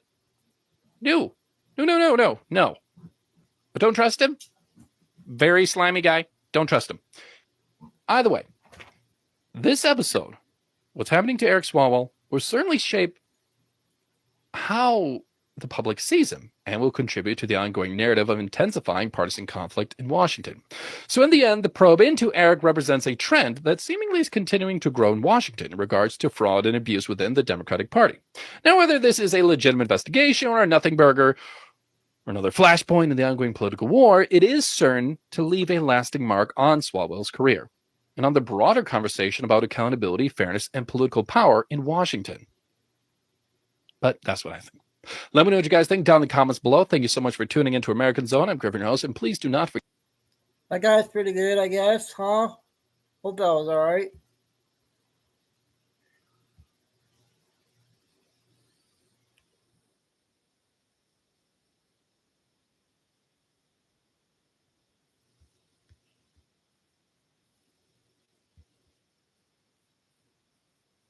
Commanding General of Marine Corps Installation East, Marine Corps Base, Camp Lejeune. 14 minutes.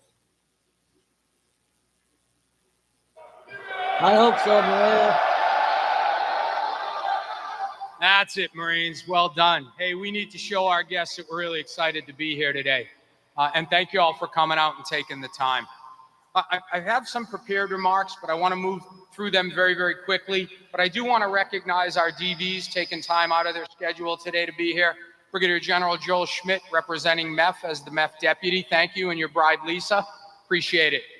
Brigadier General Mara Hennigan and her husband, Joe, from our MLG. Thank you both for joining me as dear friends. Mrs. Krista Huntley here. Thank you so much for representing MARSOC while General Huntley is away, ma'am. Appreciate you. And then Miss Lisa Worth, thank you so much for representing General Worth as our JTF is taking care of business out there, joining my bride, Mila, all day long. Thank you all.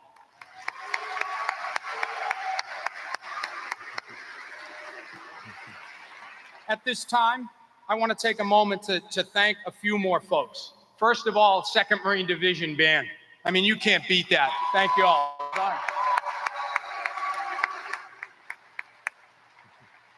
As I look out in the audience and see many of our colonel commanders and their spouses representing the colonels who might not be here today, thank you all very much for your support, as always, as well as our senior enlisted. So thank you all.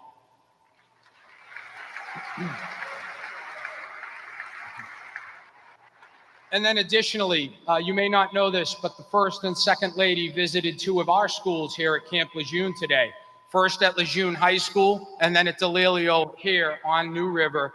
So to our superintendent, Dr. Andy Marr, I know you're out here. Thanks very much. And then Ryan Smith, Superintendent Smith, for coming today. You all knocked it out of the ballpark, I hear. Thank you.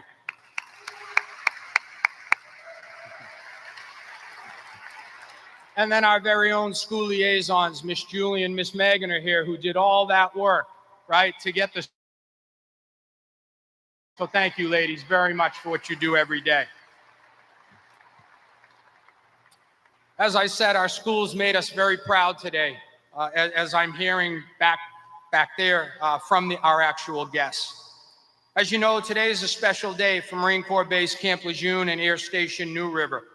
As we enter the Thanksgiving holiday, a season centered on gratitude, it is deeply meaningful to welcome the First and Second Ladies who have come here for exactly that purpose, to express gratitude to our installation, to our Marine Corps, to our Marine sailors and their families, and shine an important light on the strength of our Marines and sailors, and especially on the resilience of our military families. Both our distinguished guests have had a unique opportunity to spend time with the students at both schools and assembling USO care packages. So I'd also like to thank our USO folks who are here today, because they not only provided the refreshments here, but all that went into the care packages that will go out to our 22nd MEU Marines.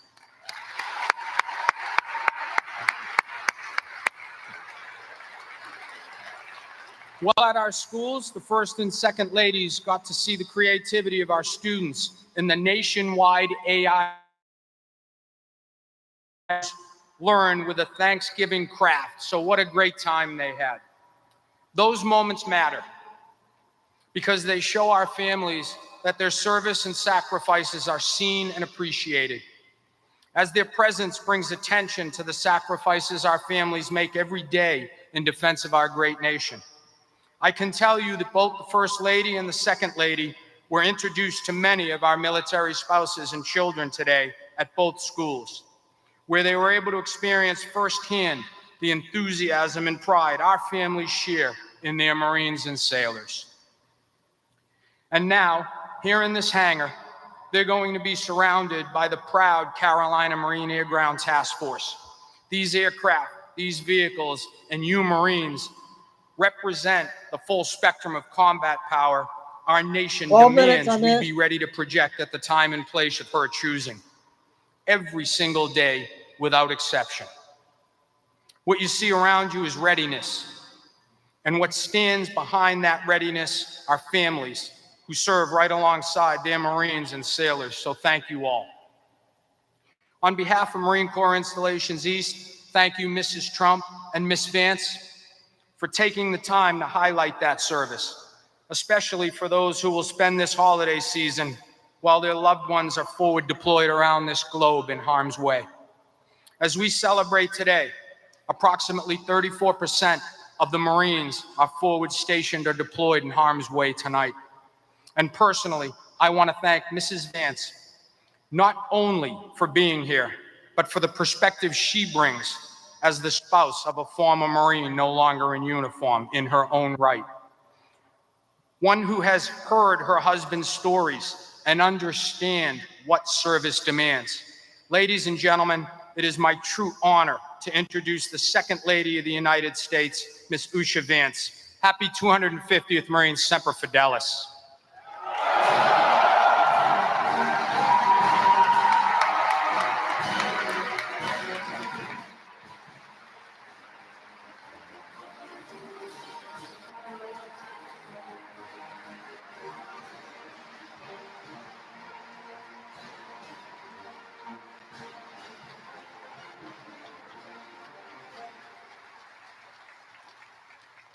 Good afternoon, everyone, and thank you for that beautiful introduction and the music.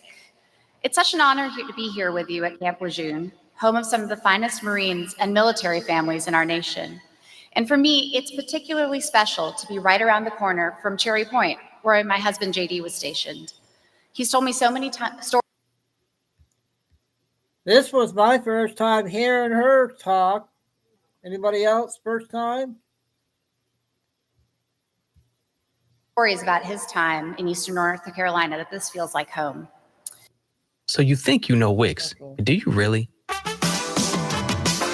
First up, we've got Shake Video. And of course, it's only a few days late, but I have a message for all of you from JD. Happy birthday. 250 years looks good on all of you. We are so grateful to you for carrying on the Marine Corps' proud traditions of duty, honor, and service. As JD said recently at Camp Pendleton, where we went to celebrate the birthday, Marines embody boldness in action, unity in purpose, and a lightning readiness to go wherever the nation requires. It's not just our Marines, though. Today, I've had the privilege of spending time with your families at the elementary and high schools on base. At a time when children around the country are struggling, it is so heartening to see thriving schools and engaged students. And in my own work, as I've been working on reversing the declining literacy rates and disengagement that we see in schools, DODIA schools and military families are just a shining example and have been among my best partners. I'm so impressed by your commitment to building strong communities and schools. Military families are truly a model for our country and for my own family as we are in our life of public service today. So today, without further ado, I am honored to introduce our First Lady, who shares my deep gratitude for your sacrifices to secure our country's safety and its well-being. The First Lady is committed to bettering our nation by ensuring that every child feels loved, supported, and prepared for the future. Her recent accomplishments include protecting children online through the passage of the Be Better Act and providing opportunities for children in foster care. Most recently, she championed an executive order fostering the future for American children and families to help those children as they transition into adulthood. Please join me in welcoming the First Lady of the United States, Mrs. Melania Trump. She did pretty good, I thought. Hearing her for the first time.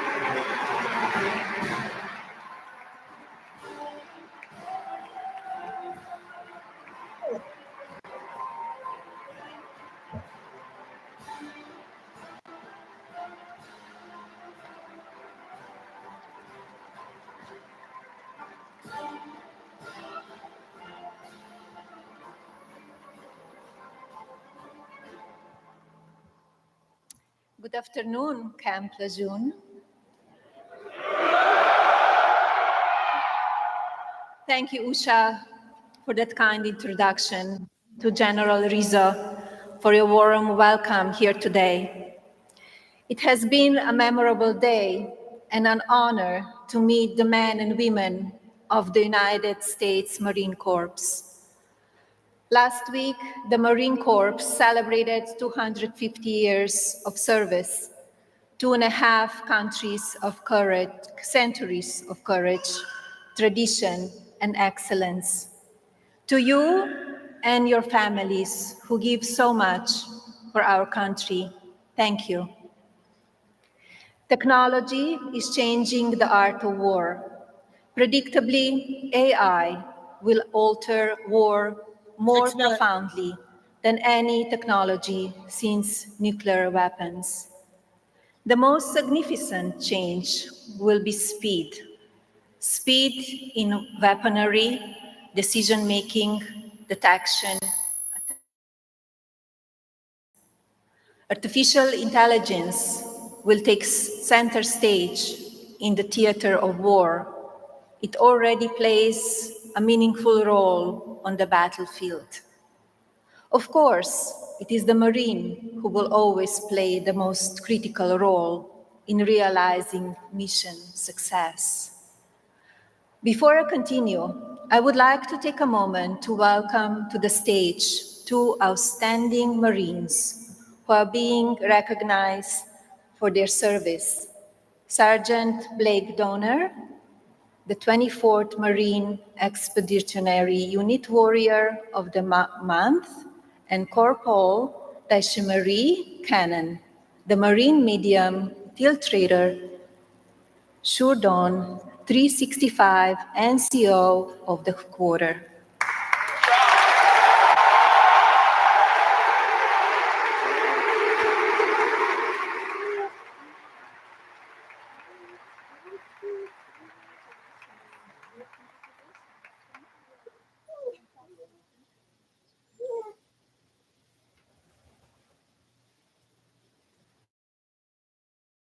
So tasty, it could give Medusa a good hair day.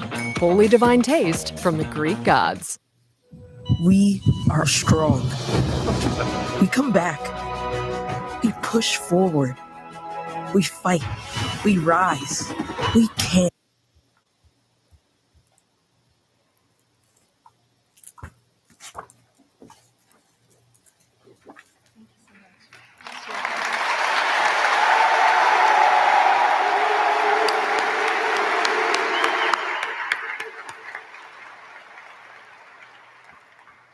Marine Corps Air Station New River serves as a leading site for aviation, seamlessly combining state-of-the-art aircraft training and response capabilities along the East Coast of the United States, a vital asset for America's security. Technology is at the core of New River and will guide its evolution. Artificial intelligence is propelling America's military into a new era. We are moving from human operators to human overseers fast. The shift from soldiers to machines is already underway. Autonomous helicopters, swarming drones, and recon aircraft are here now. Fighter-less jets and autonomous bombers are on the way. To win the AI war, we must train our next generation, for it's America's students who will lead the Marine Corps in the future. Lejeune High School demonstrated today that it's ready to lead. Its mission: educate, engage, and empower each student to succeed in a dynamic world, is more than a slogan. The school's ecosystem of educators, administrators, parents, and students is poised to drive innovation for America. They have fully embraced the Presidential Artificial Intelligence Challenge, showcasing creativity and technical vision for the future of AI. Their dedication to learning and their commitment to our country is inspiring. The Lejeune and the New River community impressed me today. Military family, strength of our nation. Your love, patience, and courage give our service members the confidence to serve with honor and the comfort of knowing home is always waiting. As Thanksgiving approaches, families across America will come together. But for many of you, someone you love will be serving far from home. Please know that our nation is thinking of you, praying for you, and deeply grateful for your service. To every service member, thank you for standing watch so others can celebrate in peace. And to every military spouse and child, thank you for your strength and love. You serve our country too. This month and every month, America remains grateful for your service, your sacrifice, and your spirit. As we give thanks to this season, let us remember what unites us: our shared love of country, our faith in one another, and our pride in those who serve. Happy Thanksgiving. Thank you.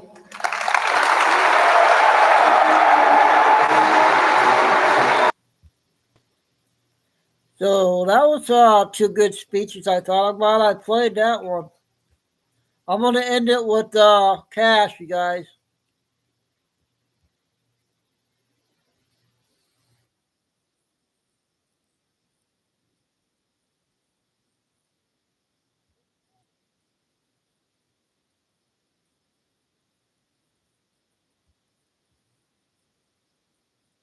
To escape higher taxes and other promised socialist policies. Do you ever hear about New York City and feel like this place is just unraveling? Well, it is, and it's happening fast. And the plundering of local businesses now happens so regularly, store owners feel they're on borrowed time every time they open their doors. And though many a New York City resident voted for our new socialist mayor, experts say the crime problems we experience here are only just beginning. So Ron Mandani, a candidate who understands what is our concern to be safe in our bodega, because be safe in our bodegas is not only the bodega, it's about our community. We're going to have a big problem with the safety, because remember that he was one of who created the problems that we are facing now with the unsafety. He was one of the ones that supported defund the police. And Sade, this really has been wide-ranging, from lower Manhattan up here to the Bronx, victims ranging in age from 16 to that 76-year-old. Police have released these images and video recovered from the latest robbery. We have sometimes people walk in here with like no shirt on, like begging for money. Alex Amato says he's noticed a change outside his business in the Fordham section of the Bronx, and he says it's not for the better. Things are getting worse. Right now, there are plenty of people packing up their bags, ready to flee New York City, to get out as fast as they can. And almost 800,000 New Yorkers are prepared to leave the city.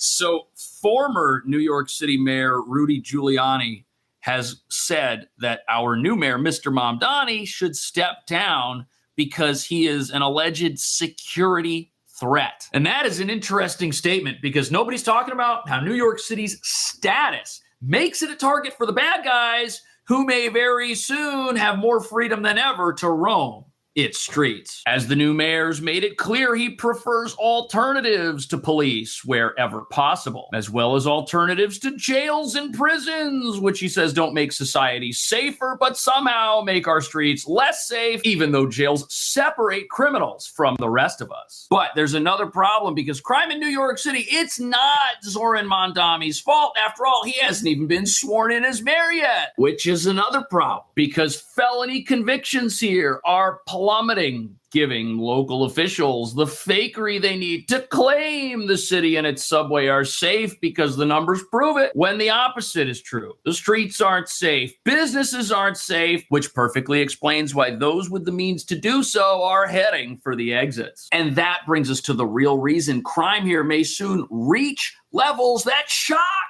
even progressives. Because if things are already a disaster and criminals are released en masse from our jails, where are they going to go? Are they going to go to New York University, or are they going to go back to the scene of the crime? Are we really supposed to expect that after years of decriminalizing criminal behavior, the bad guys are suddenly going to just reform their lives on their own once there are even less consequences? Well, watch this and decide for yourself. Violate a lady, but you do that again, and I'll you up. You feel me? I'm a up. You talking? I'm gonna violate your you talking about? You don't touch me. You on that bag. You on that bag. You on This place is the Wild West. That altercation could have gone sideways real quick, and stuff like that's happening all the time, and it never makes the news. But the problem for New York progressives and socialists is that this happened on the subway, which is constantly defended as being the safest place on earth, which doesn't even need any police. But sadly, this is where you'll find all of New York City's worst problems rolled into one: crime, lawlessness, and the sad effects of neglecting the homeless. But as you're about to see, those problems, well, they don't stay beneath the streets of this city. Power your wellness and fuel your adventures with Solaray's high-absorption magnesium glycinate. At Central Michigan University, you'll discover something new. Forever. A crime spree spanning 3 months and 2 boroughs. Medina was victim number 16, robbed of $500 on Halloween morning. Police say the first incident occurred in September, the latest just 2 days ago in Manhattan. The MO involves the suspect riding up to a victim who was walking or on bikes themselves. So here we've got a guy riding around on an e-bike, robbing people. He's done it a whole bunch of times. He's not even masked up, and he keeps getting away with it. Now, what does that tell you? He's not afraid of police. And if criminals aren't afraid of police, that makes every single law-abiding individual a target for them. It gives them absolutely no incentive to get real jobs, reform their ways, and change for the better, revealing that living in a totally unsafe, totally lawless environment that's about to get worse might be a disastrous mistake. Unless, of course, you're a criminal who benefits from this kind of thing. The Amex Snatcher, The as it's been Amex dubbed, is Snatcher. reportedly quick and calculating, utilizing distractions to Look at steal this cash, guy. according to the United Bodegas Look, he of stole America. the phone, too. This guy had an American Express duffel bag. Probably got it for The free. employee says this man came in and asked for empanadas. She went to the kitchen to prepare his order, and when she came back, the register was left open. You know what? Since he didn't come in with his face covered, he wasn't like trying to hide his identity. The person probably assumed he wasn't there to rob the place. But where do you think this gentleman learned this irresponsible criminal behavior? Are we supposed to believe that he just woke up on the wrong side of the bed, decided not to go to work, and instead got his scooter and came to a bodega and did this? Was this just an innocent mistake of somebody who temporarily lost their way, or is this a hardened street thug sheet behaving the exact same way as other street thugs with long rap sheets in this city who've been allowed to perfect their techniques by a system that's decided not to punish anybody for anything, which essentially tells criminals the right time to make their move is whenever they feel like it. Fernando Mateo, a spokesperson for the UBA, is urging store owners and employees to reconsider the location of their registers. Bodega Like, don't have one. Be on high alert. Make sure that you remove your cash register from the reach of anyone that reaches over the counter. Yeah. And make sure, most importantly, that you keep an eye on your cash register. Right. So if no one's keeping an eye on the criminals, you better be keeping an eye on the criminals. And if the criminals aren't removed from the streets of this city, you better remove your cash register from where they can reach it. This is just so ridiculous. We're at a point now where so little gets done about crime in this city that businesses are paying the price in ways that just ruin the quality of life here for everybody. Who wants to have their cash register locked in a safe at the other end of the store? That's what we're going to be looking at. It's going to ruin the store for people who want to come in and buy things and get in and out of these little places quickly. But hey, we got criminals who know that this is where the money is. The money's right by the door. The whole thing's built on convenience, but now it's convenient for criminals because we don't think it's convenient to put criminals in jail. We don't think having a criminal behind bars makes society safer. Let me talk about, let's talk for a minute about Rikers Island and reform of the jails. What would be your strategy, including sort of timeline changes, alternative sentencing, diversion programs? The despair on Rikers Island has been well known to many of us for quite some time, and yet it is despair that has only been heightened under this current mayoral administration. The jail population of Rikers has increased since Eric Adams has come to office by more than 1,000 additional incarcerated New Yorkers. But whose fault is that the jail population has increased? Is that the fault of the law-abiding, or is it the fault of the people who got arrested and wound up in that jail? See, that's the thing. Is Rikers Island perfect? Absolutely not. Should it be taken over by the federal government? Probably, because the place is a disaster. But you need a jail to separate criminals from the society they prey upon. If you're going to eliminate that jail in the name of reform, if you're going to pursue diversion, which is like having some hardened thug sit in a room with some college-educated person who doesn't have any idea how dangerous this person is and talk to him for an hour a month. I mean, if that's your diversionary program, that stuff does not work. And these criminals love diversion because it diverts them away from jail and back out onto the streets where they can continue doing their thing. Having criminals in jail to these individuals is a bad idea because they think it makes society worse because the jail's not a fun place to be. Well, should the jail harm people? No, but it shouldn't be a fun place to be. If criminals are in jail and they are despairing of their past deeds and they feel remorse, that's not a terrible thing because look at what the alternative is. A heist caught on camera. A masked man yanking the register right from the bar at Boca Agua, emptying thousands of dollars right from the register. My bar was destroyed. His accomplice sporting a hoodie and a backpack caught on video going through an office room in the restaurant. All of my glass was broken. Everything on this shelf right here was on the floor.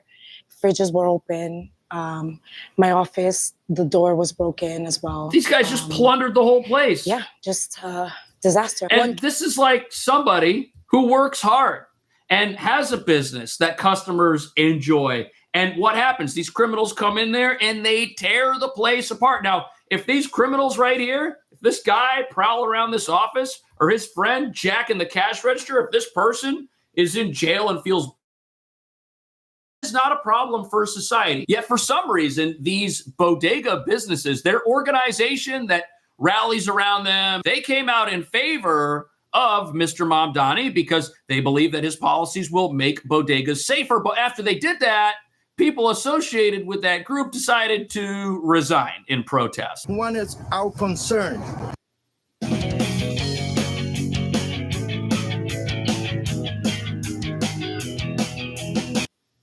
To be safe in our bodegas, because be safe in our bodegas is not only the bodega, it's about our community. Right. You gotta remember that he was one of who created the problems that we are facing now with the unsafety.